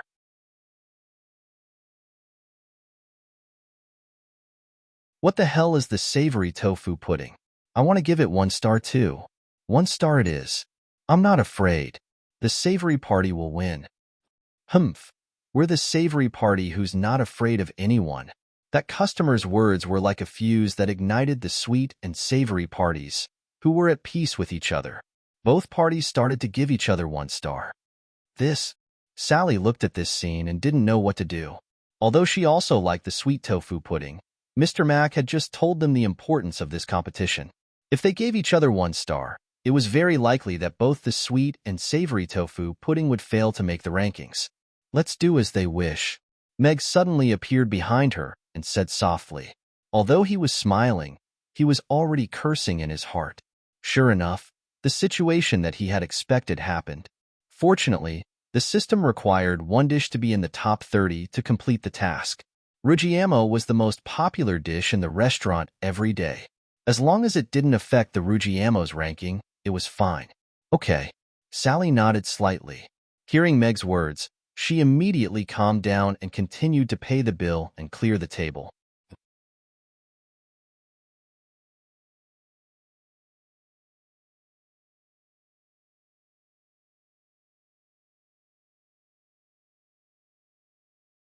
Chapter 270. The woman was about 23 or 24 years old. She was very pretty, and her eyebrows were thin and curved. She looked very gentle. Her slightly curly brown hair was casually tied up in the middle with a black cloth. She was wearing a long white dress, and there were only a few patches of green grass at the waist and sleeves. She looked up at the man beside her with a smile, and it seemed that he was the only person in her golden eyes. The man called Lulu was a head taller than the woman and looked to be about 30 years old. He had a square face and was as muscular as a bear. His dark brown hair was cut short, and he was wearing a brown bearskin shirt. He was carrying an intricate bamboo basket on his back, and there seemed to be a lot of things in it. However, the basket was so tightly woven that it was impossible to see what was in it. The man looked down at the woman beside him, and his golden eyes were also filled with love. He reached out with a big hand to brush away a strand of hair that was hanging in front of the woman's forehead. He shook his head with a smile and said, "Cece, although Chaos City has the best security on the Norland continent, those people could still follow us here, so we can't let our guard down." "I see. Those people are so annoying." Cece's expression became a little dejected. "It's okay. You can focus on eating. I'll be right behind you to protect you no matter what." Lulu reached out with a big hand and gently placed it on Cece's head. Her movements were a little clumsy, but she couldn't hide the love in her eyes. I knew Lulu was the best. Let's go eat." A radiant smile immediately appeared on Cece's face. She rubbed her head against Lulu's big hand and walked in front happily. Lulu looked around, and the good-natured expression on her face became serious. Then, she strode behind Cece. "Bill, please." Carl put down the spoon in his hand and finished 2 bowls of rice and a big bowl of braised chicken. He burped with satisfaction. "That's 8 gold coins," Sally said coldly as she walked over. "It was worth it." Carl pulled out a dragon coin and handed it to Sally. He then accepted the 2 gold coins that he had given back and made his way to the entrance of the kitchen. He turned to Mag with a curious expression and asked, "Boss Mag, where did you get so many shiitake mushrooms? Can you tell this old man about it?" "Sorry, I really can't say that." He smiled and shook his head. How could he say that? Could it be that the system planted them in the wind forest? The elf race's army would probably arrive tomorrow. "I'm just curious. Anyway, only Mr. Mac can make shiitake mushrooms so delicious in this world. The old man can't make them himself." Carl was still unwilling to give up. "I'm sorry." Meg still smiled and shook his head. "All right, but Mr. Mac is such a nice businessman."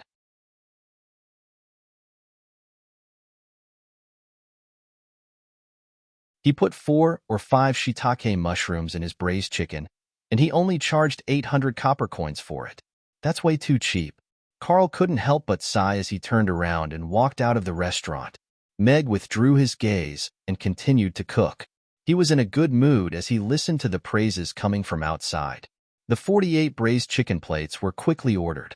Even though they had to wait for an hour, many customers still chose to order a plate and wait. This was nothing compared to missing out on delicious food. After the morning opening hours, Meg rotated his sore wrists.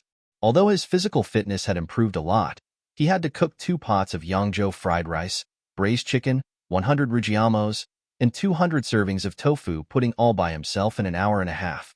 Meg already felt that he was Superman. After a whole morning of work, Sally had become more and more familiar with the cashier's job. Her cold service style was also recognized by the customers. According to Meg's careful observation, the customers who appeared to be trembling in fear were probably secretly delighted. In other words, she was the legendary masochist. Of course, Most of the customers were normal. After all, although Sally gave people the impression that she was a little cold, she still spoke and acted elegantly, and the customers felt comfortable with an appropriate distance from her. With Sally's addition, the restaurant's operation became a little easier. Meg also saw a lot of room for improvement, which was what he cared about the most. After all, as the number of dishes in the restaurant increased, so did the number of customers. It would only get busier and busier in the future. This was the time to test the ability of the waitresses. Meg didn't plan to hire too many waitresses, as that would make the restaurant too noisy. It would be best if 2 waitresses could handle the current situation. 2 waitresses each had their own strengths, and they were the most suitable for the current restaurant. "Boss Mia, I'll go back first. I'll come back in the afternoon." Sally cleaned the restaurant with water magic and left after saying goodbye. Meg knew that Sally was working 2 jobs. Meg didn't know what to say about a noble lady like her being reduced to working as a waitress in a restaurant and a cleaner in a small hotel. After all, with this lady's ability, she could go to the Chaos Guild and accept some missions, and the reward she would receive would be far greater than the salary of these 2 jobs. However, Sally's identity had to be kept a secret. If she went to the Chaos Guild, her real identity might be exposed. Therefore, she chose to work as a waitress in the restaurant so that she could eat the delicious food in the restaurant for all 3 meals. "Mia, you should take a break too." Meg took off his apron and hung it off to the side.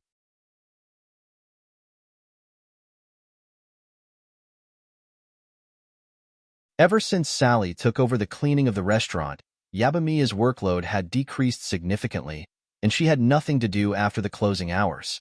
Yabamiya shook her head and said, "No need, boss. Let me give you a massage. Aisha did a lot today, and I'm not tired at all." "Sure."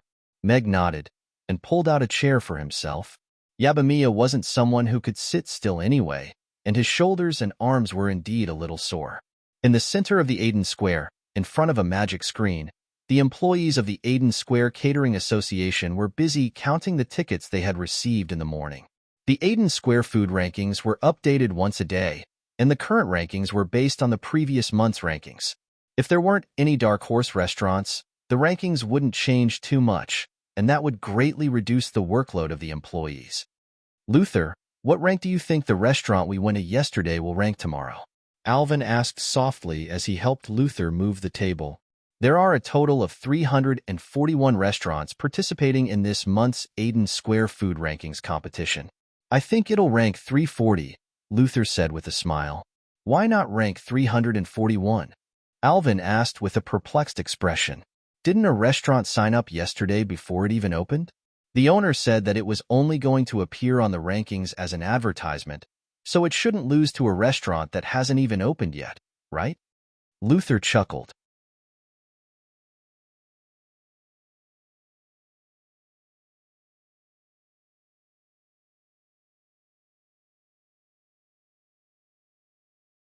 Chapter 271. 5 tables were arranged in a row in front of the magic screen, and there was a ballot box in front of each table. Staff members of the Catering Association in red vests were collecting and registering the votes. All of the votes had to be checked on a crystal ball. Those that emitted a green light were counted, while those that emitted a red light were discarded. Look at this restaurant. Why are the prices so high? Tofu pudding costs 200 copper coins per helping. Rujiamo costs 300 copper coins per helping.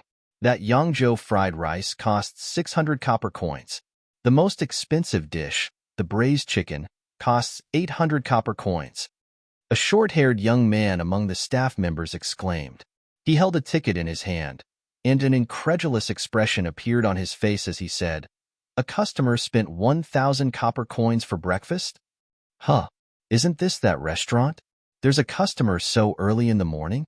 Luther and Alvin, who had just set down their tables, were both surprised. In my opinion, the boss was probably worried that the ticket would be too ugly, so he asked his staff to send one secretly. Who would spend 1,000 copper coins to eat breakfast in a restaurant in the corner early in the morning? However, the way we count the votes is that each person can cast 1 valid vote per day. Who knows, he might even get 10 votes in the end. Alvin curled his lips, expressing his disdain for such behavior. I thought that only the big restaurants would cheat, but I didn't think that this small restaurant would do the same. The amount of money spent on a ticket accounts for 30% of the total score, so his 10 tickets are worth more than 100 tickets from other restaurants. If you ask me, we should have changed the ranking system a long time ago. More and more customers are beginning to question our fairness. Luther shook his head with an annoyed expression. Sure, keep your voice down. Do you think low-level employees like us have the final say in this? Even though our catering association belongs to the city lord's castle, the restaurants of the Chamber of Commerce are still the ones that pay the most money every month. Let's just turn a blind eye to this kind of thing. Alvin shushed them before looking around with a nervous expression. I know that, but I've worked here for more than 20 years. The ranking list when I was young was not like this. The restaurant ranking list was chosen by the customers themselves, and it was widely praised. Ever since the family Moreton took complete control of the Aden Chamber of Commerce, everything has changed. They're just using us as tools. Luther sighed. He was both annoyed and helpless. Is it that restaurant called Mamie? I have one here as well, and it costs 1,300 copper coins.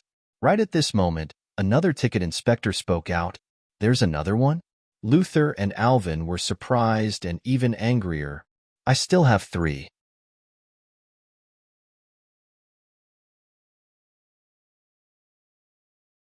They cost 500 copper coins, 1,000 copper coins, and 1,100 copper coins respectively. I also have a 200 copper coin note. There are 2 more here. All of the ticket inspectors exclaimed in surprise. It wasn't uncommon to see expensive dishes in the Aden Square, but such a high-end dish that cost several hundred copper coins was usually only seen in high-end restaurants.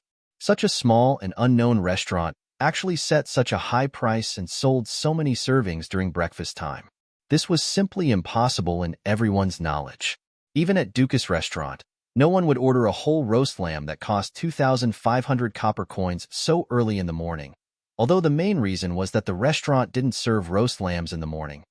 This is the first time this restaurant is participating in the ranking competition, right? Could it be that they're the dark horse of this competition? Even a dark horse can't be this greedy. Judging from the order, the braised chicken that costs 800 copper coins isn't enough. If they ordered 3 servings, they could go to Dukas restaurant and eat a whole roast lamb. Exactly. I think there's something wrong with this restaurant. Did they falsify the price of their dishes? All of the ticket inspectors began to discuss spiritedly. One of them took out a notebook and flipped through it for a while. He pointed to the last restaurant on the list and said, if they didn't make a mistake when they signed up, the price of their dishes is exactly the same as the one on the list. Everyone fell silent upon hearing this. They all turned to the thin, middle-aged man standing off to the side, and one of them said, Vice President, what do you think we should do? Don't jump to conclusions just yet. As long as the tickets can pass the magic ball's inspection, they will be recorded in the book. Count how many customers spent in the morning and the total amount. I will personally go to that restaurant to take a look at it in the afternoon. If they really did violate the rules, then they must be disqualified from the competition and banned from the rankings forever. Robert gestured for everyone to calm down. Vice President Robert was transferred here from the City Lord's castle last year, and he's been working hard to rectify the chaos in the ranking competition.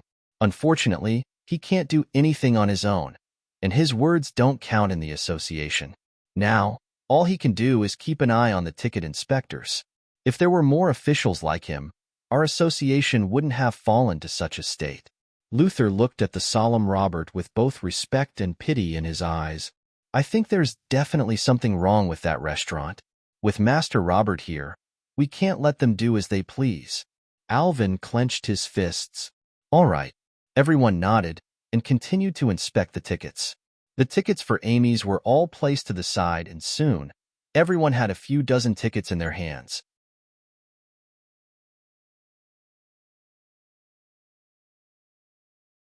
Vice President, there are 320 tickets in total, and the total cost is 150,400 copper coins. Everyone gathered all the tickets together, and the old accountant with over 30 years of experience in inspecting tickets announced in a shocked voice. Everyone fell silent upon hearing this, and their expressions were one of shock and fury. Even the most popular breakfast restaurant in the Aden Square wouldn't be able to earn 150,000 copper coins from breakfast. Furthermore, this amount of money had come from an unknown restaurant. No one present would believe that this was normal. This guy is too arrogant. He has no regard for the rules at all. Yeah, Vice President, I don't think there's even a need to investigate this. Just disqualify him from the ranking competition and put him on the blacklist forever. The silence lasted for a long while, and someone finally spoke up with an agitated expression. Give me the information on this restaurant. Don't be in a hurry to come to a conclusion. I'll make a decision after I do some field research. Robert was also quite surprised, but he also didn't rush to a conclusion. 150,000 copper coins in revenue was enough to push this restaurant into the top 100, even if the number of votes was very low. If they could maintain this level of revenue in the afternoon and evening, then it wouldn't be difficult for them to squeeze into the top 50. All right, all the information is here. According to the information submitted by our inspectors, this restaurant has been open for less than a month. The old accountant handed over the information in his hand to Robert. Amy's, the westernmost part of the Aden Square. Robert carefully looked through the information for a while before putting down his hand and looking into the distance with tightly furrowed brows. If this mess wasn't eradicated, then the Restaurant Association would lose all credibility sooner or later. Meg was completely oblivious to what was happening in the square. Only 300 or so tickets had been distributed in the morning, and he was a little worried that he wouldn't be able to make it onto the ranking competition. In particular, the sweet and savory factions were fighting each other, and he couldn't be bothered to think about those two spots.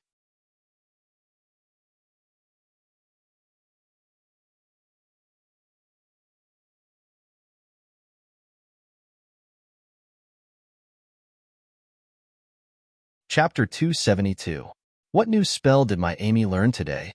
Meg asked with a curious smile as he opened the door and welcomed Amy in. The spell Amy learned must be super powerful. After all, Master Crassus is so powerful. Yabamia smiled as she carried out the dishes. Crassus' power was deeply imprinted in her mind. Sally stood off to the side with a curious look in her eyes. Amy's talent in magic was one of the best she had ever seen. The previous person she looked up to was the Elven Princess. Her talent and cultivation speed far exceeded that of the younger generation, and she became a legend. She was only in her 20s, but she was already at the top of the entire continent. Master Crassus said it's called the Flaming Wheels. But I've only learned a little bit of it, and I can't fly yet, Amy said with a smile. Flaming Wheels. Meg raised an eyebrow. Why did this name sound so familiar? Wasn't it one of the 3 treasures of that brat, Najah? What was Crassus thinking? How did he come up with such a name? Yes, it's the Flaming Wheels. Father, I'll show you. It's super fun, Amy said excitedly with a nod. Sure. Meg nodded with a smile. He wanted to see what was the difference between the Flaming Wheels and the Flaming Wheels. You have to stand back a little, Amy reminded him. A serious expression appeared on her little face as she chanted a string of magic incantations. Finally, she yelled, Flaming Wheels appear. 2 balls of flames suddenly appeared beneath Amy's feet. Amy, who was standing on the ground, slowly rose over a dozen centimeters into the air. The flames beneath her feet spewed downward as if she had installed a flamethrower beneath her feet. I didn't know it could do that. Meg's eyes lit up. It was only the 2nd day of school, and Amy had already learned how to fly. As expected, the first step to becoming a prodigy wasn't to learn how to walk. Everyone started from flying. Furthermore, Amy had only just begun to learn this spell. The flame she was spewing had become a spinning wheel. With Amy's learning speed, it was only a matter of time before she became a master. That's awesome. Amy can fly, Yabamia praised as she looked at Amy with astonishment. Is this the legendary melee magic? Sally was also looking at Amy, who was levitating in the air with the help of flames. Although she could only maintain a height of 10 centimeters in the air as a 7th-level magician, she knew how difficult it was to control the magic on the surface of the body after releasing it. This was also the reason why there were only a few magicians on the continent who specialized in melee magic, even though Crassus had practiced it to the peak. Meow, Ugly Duckling ran around Amy a few times excitedly, but it didn't dare to get too close due to the high temperature of the flames. I'm going to fall. Amy levitated for about 30 seconds before her body swayed, and the flames beneath her feet were extinguished.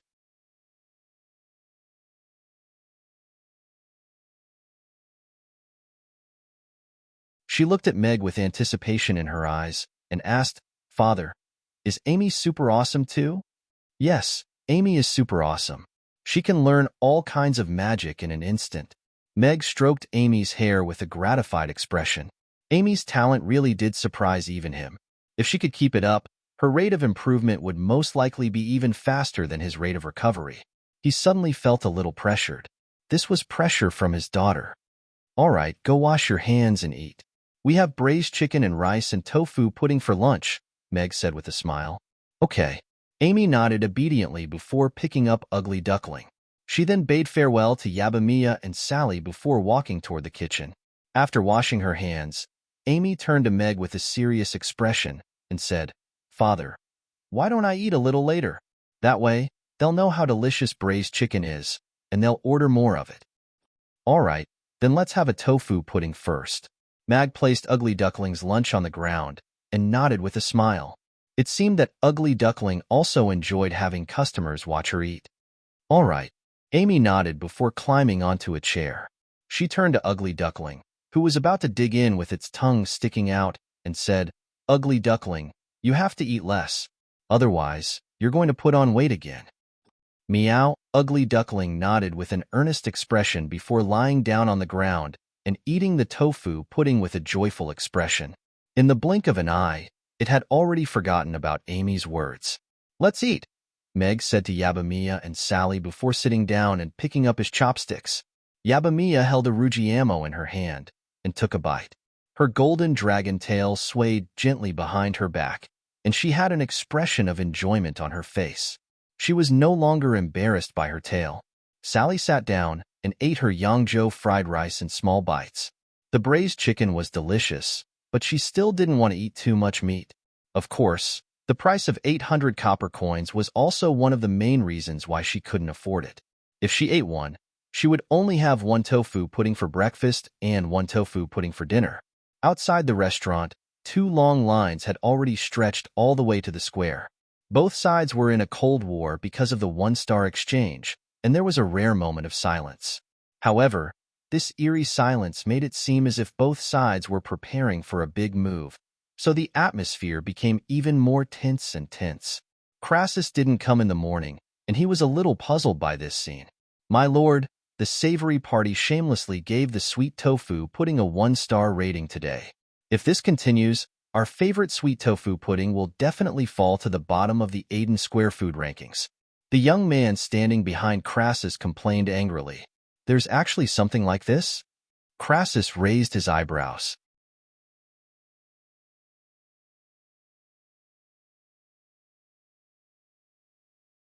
When he arrived, he saw many magic screens with the names of all the restaurants and dishes.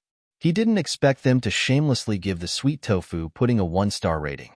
It would be too infuriating if such a delicious sweet tofu pudding didn't have a good name on the rankings.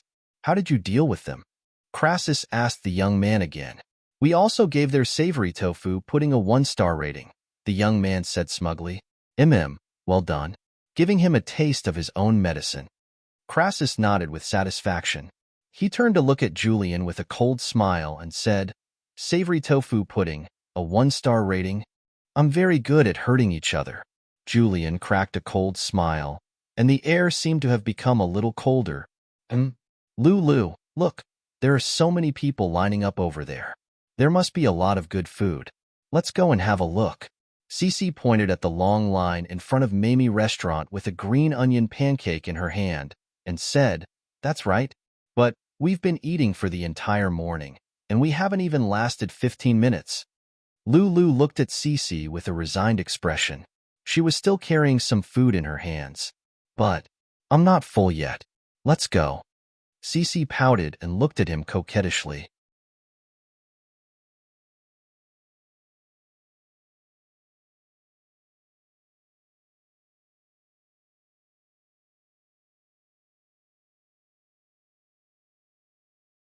Chapter 273. Boss, did they really come to Chaos City? At the western city gate of Chaos City, 6 men dressed as hunters with crossbows strapped to their waists and longbows strapped to the backs of their horses were lining up to enter the city. A young man among them asked the bearded man standing at the front of the line. We followed them all the way here, so they should have entered the city. That white cat is the most gluttonous, so it would definitely enter a big city like this. That stupid bear listens to everything she says. After we enter the city, we just have to ask around about the place with the most food, and we will definitely find them. The bearded man nodded in response. His voice was a little low and hoarse, and there was a faint layer of crimson over his dark brown eyes as he looked up at the words Chaos City above the city gate. Boss, I heard that Chaos City is very strict. Will someone come out to stop us? Someone behind him asked. As long as we act fast enough, that won't be a problem. We don't have to keep them alive anyway. The bearded man smiled, revealing a mouthful of sharp yellow teeth. That's right. These are the last 2. It's about time that the curse on our brethren completely dissipated. Everyone's smiles were also a little cruel. Vice President Robert, that's the restaurant over there. Luther and Robert were walking side by side as they pointed at Amy's. He had volunteered to lead the way for Robert, but a surprised look appeared on his face at the sight of the long line in front of the restaurant. The restaurant hasn't even opened yet, and there are already so many people lining up. Robert was also quite surprised to see this. It was very rare to see such a scene in the Aiden Square.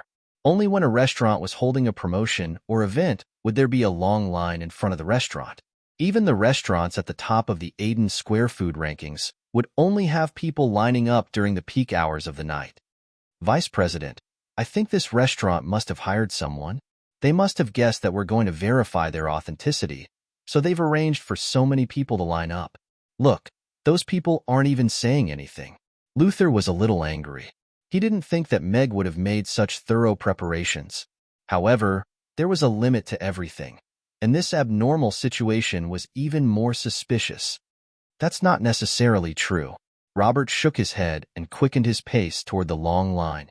He walked over to Branley and bowed slightly as he said, Master Branley, do you always come here for lunch? Oh, it's Robert. Branley turned around to look at Robert and was also a little surprised.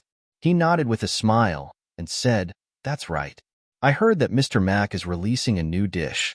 If I'm late, I won't be able to eat it.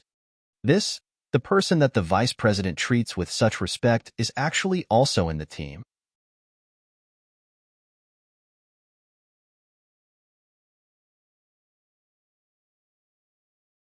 A hint of surprise appeared on Luther's face upon seeing this. He didn't know who Branley was, but he could tell from the Grey Temple insignia on his robe that he was most likely a member of the Grey Temple. In the beginning, Robert had also thought that the restaurant had rigged the voting system, but he still wanted to verify it in person. To his surprise, there was a long line in front of the restaurant, and Branley was also in the line. One had to realize that Branley was a highly revered magic caster in the Grey Temple, and there was no way that he would stoop so low as to be a prop for a restaurant. Judging from the attire and disposition of the people in the line, most of them didn't lack money. No restaurant's promotional event could pique their interest, so Robert couldn't help but ask, Is the food in this restaurant really that good? You'll know once you try it. If you want to line up, then hurry up. You'll regret it if you don't get to eat it. Branley shook his head with a mysterious smile. I trust your taste buds. Robert nodded with a smile before making his way to the back of the line. Master Robert is also lining up? The surprise on Luther's face became even more pronounced. He quickly made his way over to Robert and whispered, Vice President. Robert interrupted Luther's words with a serious expression and said, Then line up behind me, Luther.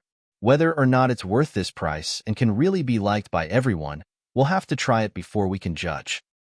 All right. Luther swallowed the rest of his words and stood behind Robert. The reason why he respected the vice president was because of his serious attitude. Looks like this restaurant owner knows a lot of people of high status.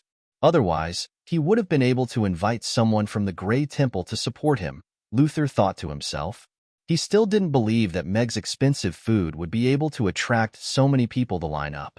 Little brother, why are we splitting into 2 teams? Robert and the young man in front of him asked curiously. Normally, there would only be one line in the line, but there were two long lines in front of the restaurant. Furthermore, both sides seemed to be hostile toward each other, and the atmosphere was rather tense and oppressive. I can tell that this is your first time here, right? Let me tell you, this line is very particular. Amy's has a delicacy called tofu pudding. It has two flavors, sweet and savory. Even though it sounds like the same dish, the two flavors are actually two different dishes. The savory tofu pudding is unforgettable, and as for the sweet tofu pudding, it's so sweet that it's greasy. You guys made the right choice by choosing the savory tofu pudding line, Jamie said with a smile. As a veteran savory tofu pudding supporter, he had the responsibility and obligation to inject new blood into the savory party. Savory tofu pudding is simply inedible.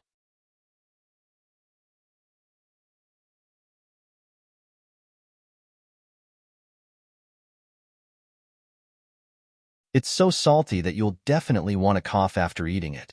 However, sweet tofu pudding is different. It's sweet and refreshing. It's sweet but not greasy. It's simply a delicacy. The little old man standing at the back of the line was a little indignant. He looked at Robert with a smile and said, "Joining the sweet party is the best choice you've made. I'm warning you guys, you better stop your shameless behavior of giving 1 star to savory tofu pudding. Otherwise, don't blame us for being rude. You guys started the war, so the sweet party won't be afraid." The conversation between the two of them successfully ignited a war between the sweet and savory parties, and the two sides instantly descended into a war of words again. What kind of delicacy must it be to give the customers such a sense of honor? Robert's eyes immediately lit up upon seeing this. He was also looking forward to the so-called delicacy that everyone was talking about. Perhaps he could try both of them. Wah! Robert was instantly dumbstruck upon seeing this. He had never seen customers arguing over different tastes in a restaurant. Furthermore, it looked like a fight was about to break out.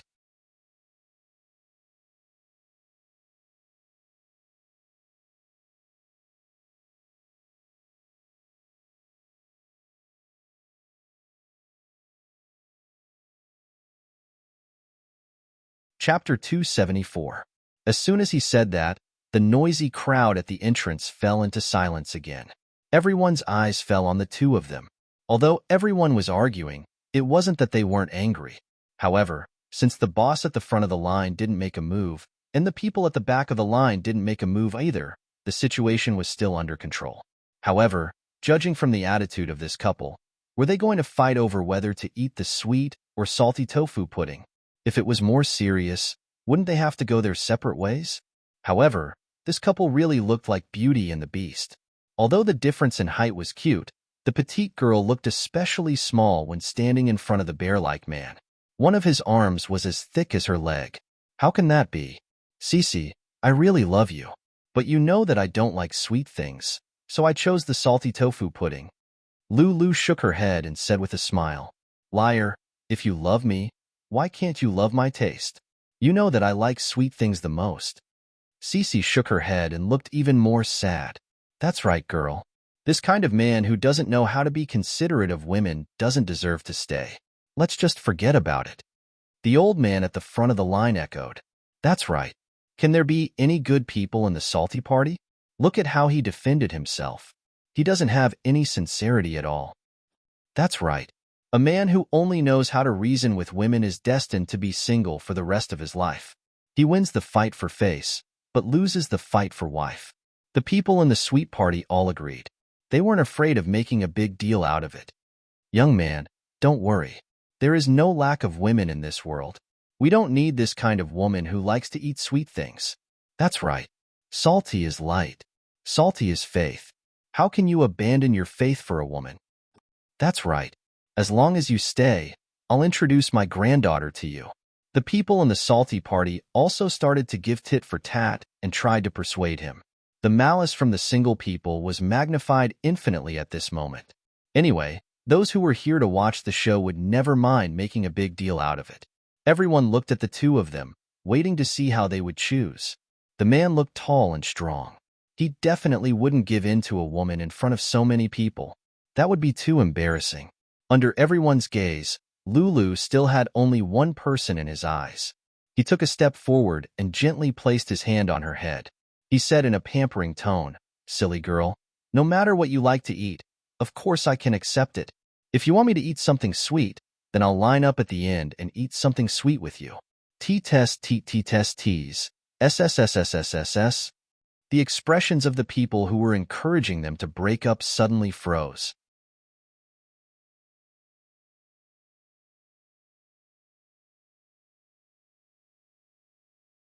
They were caught off guard and stuffed with a mouthful of dog food. They didn't even have time to refuse. A young man looked at Lulu's back as she walked to the end of the line. He sounded jealous. "Ah, I'm so envious of this kind of love. You can only throw tantrums and be willful when you're married to love," a young girl said enviously. Cece looked at Lulu's back. She walked out of the line and followed him with a smile on her face. Why aren't you at the front of the line? What if all the good food is finished?" Lulu turned around after he walked to the end of the line. He was surprised to see Cece standing in front of him. "It's okay. Everything I eat with you is delicious." Cece shook her head, looked up at him, and said with a smile, The people around them had strange expressions. "Okay, then stand in front of me." Lulu's face was full of smiles. He stood back and let Cece stand in front of him. "Lulu, when did you fall in love with me?" Cece looked back at Lulu after standing for a while. She was full of curiosity. "I'm not sure." Lulu shook his head and said with a smile, "When I woke up one day and found that everyone around you, regardless of gender, was my rival in love, I knew then that I was hopeless."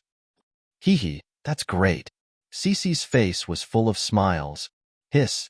The people around them all stepped back. The cold dog food was slapped on their faces. How could they live? Fortunately, the restaurant had just opened, and everyone's footsteps unconsciously quickened as they entered the restaurant. "Let's go. We can go in now. I wonder if we still have seats." Lulu smiled and held Cece's hand as they walked forward. Robert followed the group into the restaurant. His eyes lit up when he saw the decorations. The size of the restaurant was not big compared to the hundreds of tables in large restaurants. However, the 16 tables were arranged neatly and could accommodate 48 customers at the same time without feeling crowded. Of course, what made his eyes light up even more was the style of the restaurant. The 16 wooden tables and chairs had similar patterns and appeared to be very harmonious. The murals on the 4 walls also looked majestic and contained everything. The 4 crystal chandeliers were even more luxurious. He had visited all of the restaurants in the Aden Square, and this one was definitely ranked #1 in terms of comfort. It wasn't the ostentatious kind of luxurious, but rather, it was the kind of ambience that was hidden beneath the surface. Just this kind of ambience was already far beyond that of ordinary restaurants, and it was definitely worth giving this restaurant 5 points for its dining environment. Yabamiya stepped forward with a smile and said, "Welcome.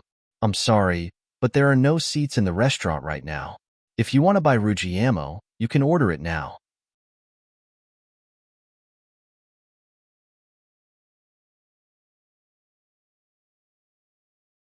"You'll have to wait for a while for other dishes."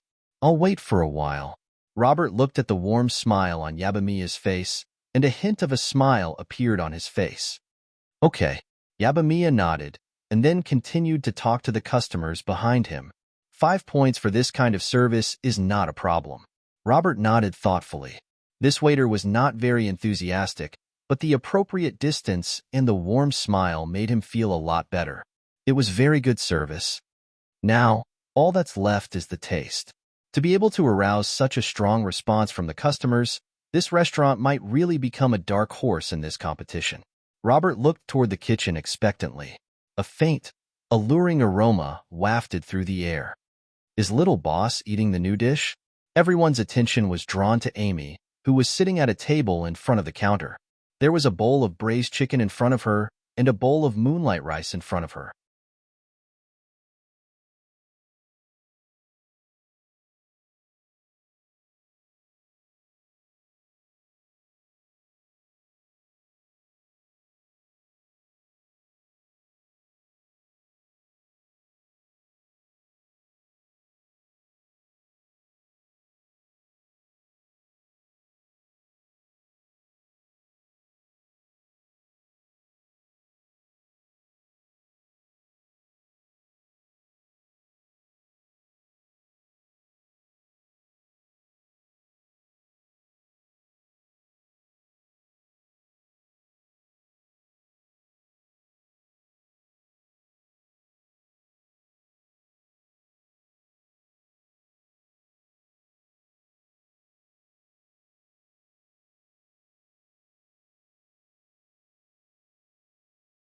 As long as the restaurant was open, she would come early to line up, and then quietly sit in the corner and eat a bowl of tofu pudding and a bowl of Yangzhou fried rice.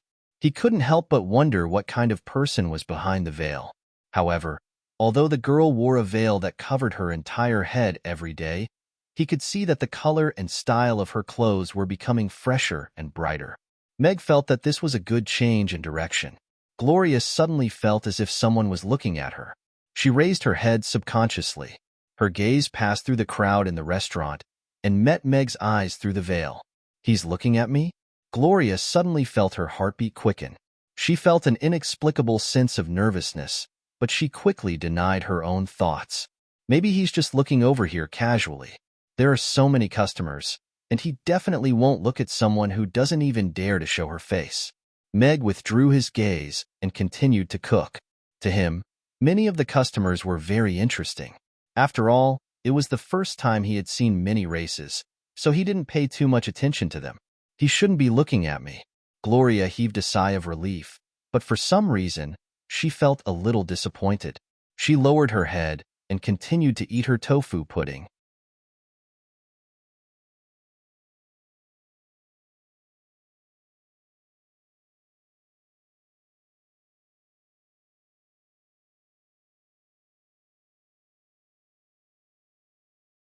She looked at Cece holding Amy in her arms and chatting happily with the two little ones in a soft voice. Her heart ached for them, but she swallowed the words that were about to come out of her mouth and continued to look on in silence. Here's your braised chicken and rice. At this moment, Yabamiya walked over with a plate of braised chicken and rice and placed it gently in front of Cece. She looked at Amy in Cece's arms with a surprised expression. Amy wasn't clingy to anyone other than Meg. Amy obediently got down from Cece's lap and looked at Cece with an earnest expression as she recommended the braised chicken and rice. Big sister Cece, you should eat first. This braised chicken and rice is super delicious. Yay, it's super delicious. And there's even a little moon in the rice. It's so cute. Cece's eyes lit up as she looked at the braised chicken in her bowl and the rice in front of her. It was as if she had seen something incredible, but she still didn't forget to thank Yabamiya. Lulu, you should eat too, Cece said to Lulu. It's fine. I want to watch you eat. I'll eat the rest after you're done. Lulu's eyes were filled with gentleness as she shook her head. Lulu? Big Bear. Why do you have such a cute name? Amy looked at Lulu with a perplexed expression. Haha, Big Bear. This nickname is so cute. Little Amy, you're the best. Cece smiled happily. She picked up a piece of chicken from the bowl and handed it to Lulu. Have a piece first, Lulu, she said seriously. If it's too good, you won't have anything to eat. You won't be able to eat that much. Lulu looked at the big bowl of braised chicken with a smile. She opened her mouth and took the piece of chicken. She chewed it a few times, and her eyes lit up. The delicious taste spread in her mouth. This was something she had never tasted before. Because Cece loved to eat, they had traveled to many places over the past 100 years. Every time they arrived at a place, they would stop and eat all the delicious food there before continuing on their journey. Because of this, they were often chased or ambushed. However, Cece loved to eat, so there was nothing they could do. However, despite having eaten so many delicacies from so many places, he had never tasted such a strong delicacy. The fragrant and tender mussels and the delicious chicken soup were on a completely different level from the so-called delicacies he had eaten in the past. It was a taste that made him want to praise. Lulu, is it really that good? Cece asked as she looked at Lulu with anticipation in her eyes. After all, Lulu had always been expressionless when he was eating, but now, his expression was completely lit up, and there was a look of enjoyment on his face that had never appeared before. Yes, it's very good. Hurry up and eat. Lulu nodded with a smile and moved the bowl a little closer to Cece. Lulu, why don't you eat with us? Cece looked up at Lulu and said with a smile.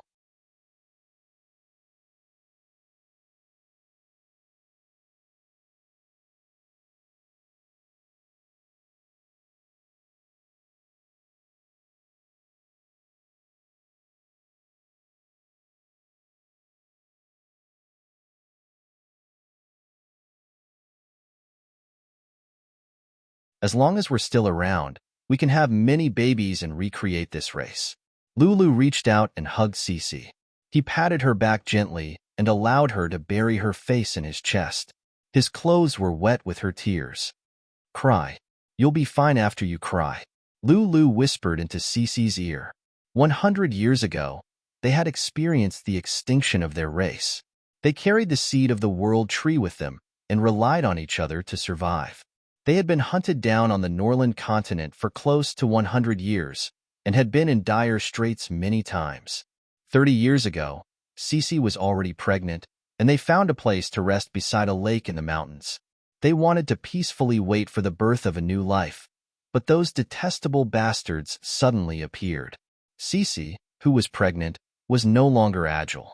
Although they broke out of the encirclement in the end, Cece, who was shot in the stomach by a poisonous arrow, couldn't save the baby and was severely injured. The world tree, which had just grown into a little sapling, injected all its source of life into Cece's body and saved Cece from the brink of death. However, the world tree, which was the hope of the Fu tribe, withered.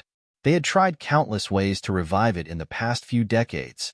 They even risked a high price to buy a portion of the spring of life, but it still didn't show any signs of recovery. And because of this injury, Cece also lost her fertility. A girl who loved children so much, but lost the possibility of being a mother. How cruel was that? Although Lulu had been taking care of her carefully for the past few decades, he still felt very sorry for her every time he saw her looking at other people's children in a daze and playing with them happily like a mother. However, the world tree was showing signs of revival now. Once the world tree was revived, it could provide Cece with an endless supply of energy and recovery ability. The loss of fertility and the side effects that would flare up every once in a while would no longer be a problem. Hope and light fell on the two of them again. They seemed to have found their destination after running around aimlessly for 100 years in order to survive. He could understand Cece's feelings the most because the same feelings were surging in his heart. However, he was a man and should be her support at a time like this. Amy stood at the side with Ugly Duckling in her arms. She looked at the two of them who suddenly hugged each other and cried with a puzzled look on her face. However, she didn't rush to ask any questions after seeing the atmosphere. She just stood quietly at the side with Ugly Duckling in her arms. Meanwhile, the customers at the side were also dumbfounded when they saw the two of them crying tears of joy. They didn't know why the girl suddenly cried. Wasn't she very happy when she was eating just now? Could it be that she cried because of the delicious food?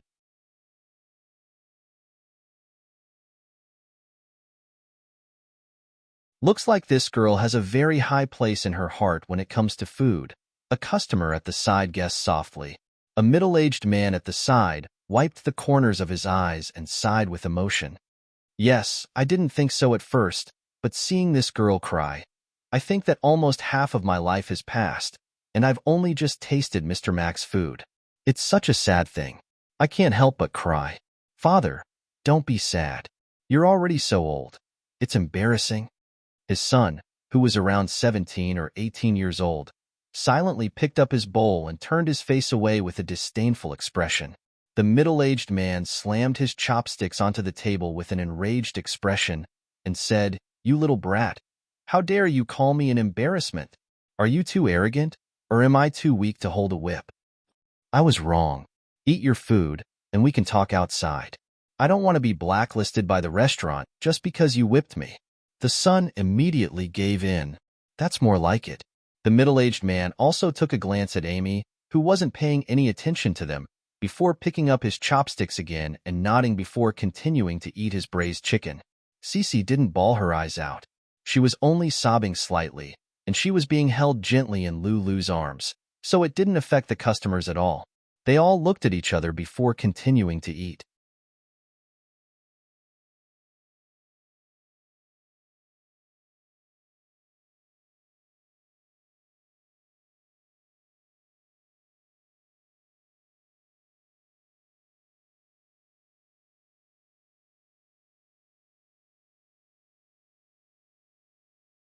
Yabamiya placed the bowls of rice and braised chicken on the table and asked, "Here are your 4 bowls of rice and 1 braised chicken. Do you want the rest of the dishes to be served later or now?" Lulu looked at Cece, who was about to dig in with a bowl of rice, and said with a smile, "Let's wait until we're done eating." "Okay." Yabamiya nodded and walked to the next customer. "Take your time, big sister Cece." Amy smiled and walked to the next customer with Ugly Duckling in her arms. When she was busy, Amy would help Sally with the bill to share some of her work.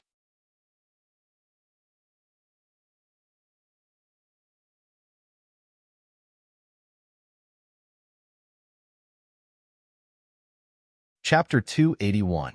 The warmth nourished the world tree in her body.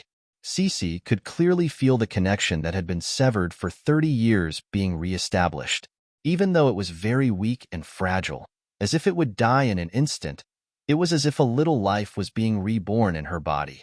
It reminded her of the child in her womb all those years ago, and she felt a trace of happiness in her heart.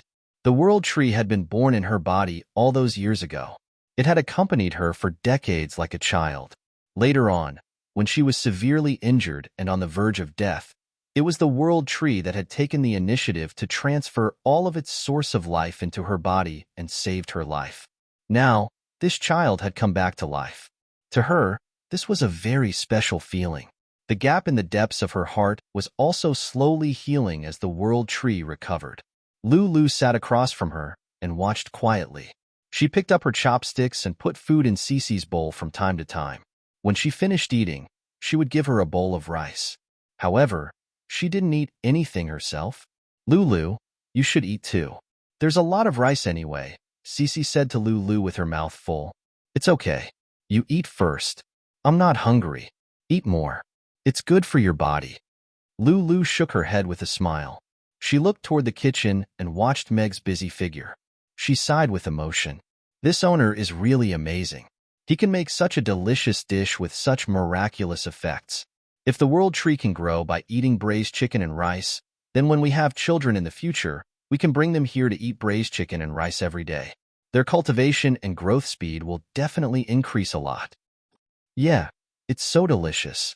And I feel warm all over after eating it. It's super comfortable. I think I can eat 10 more bowls. Cece swallowed the rice in her mouth and said happily. Then, she lowered her head and continued to eat happily. Lulu looked at the smile on Cece's face.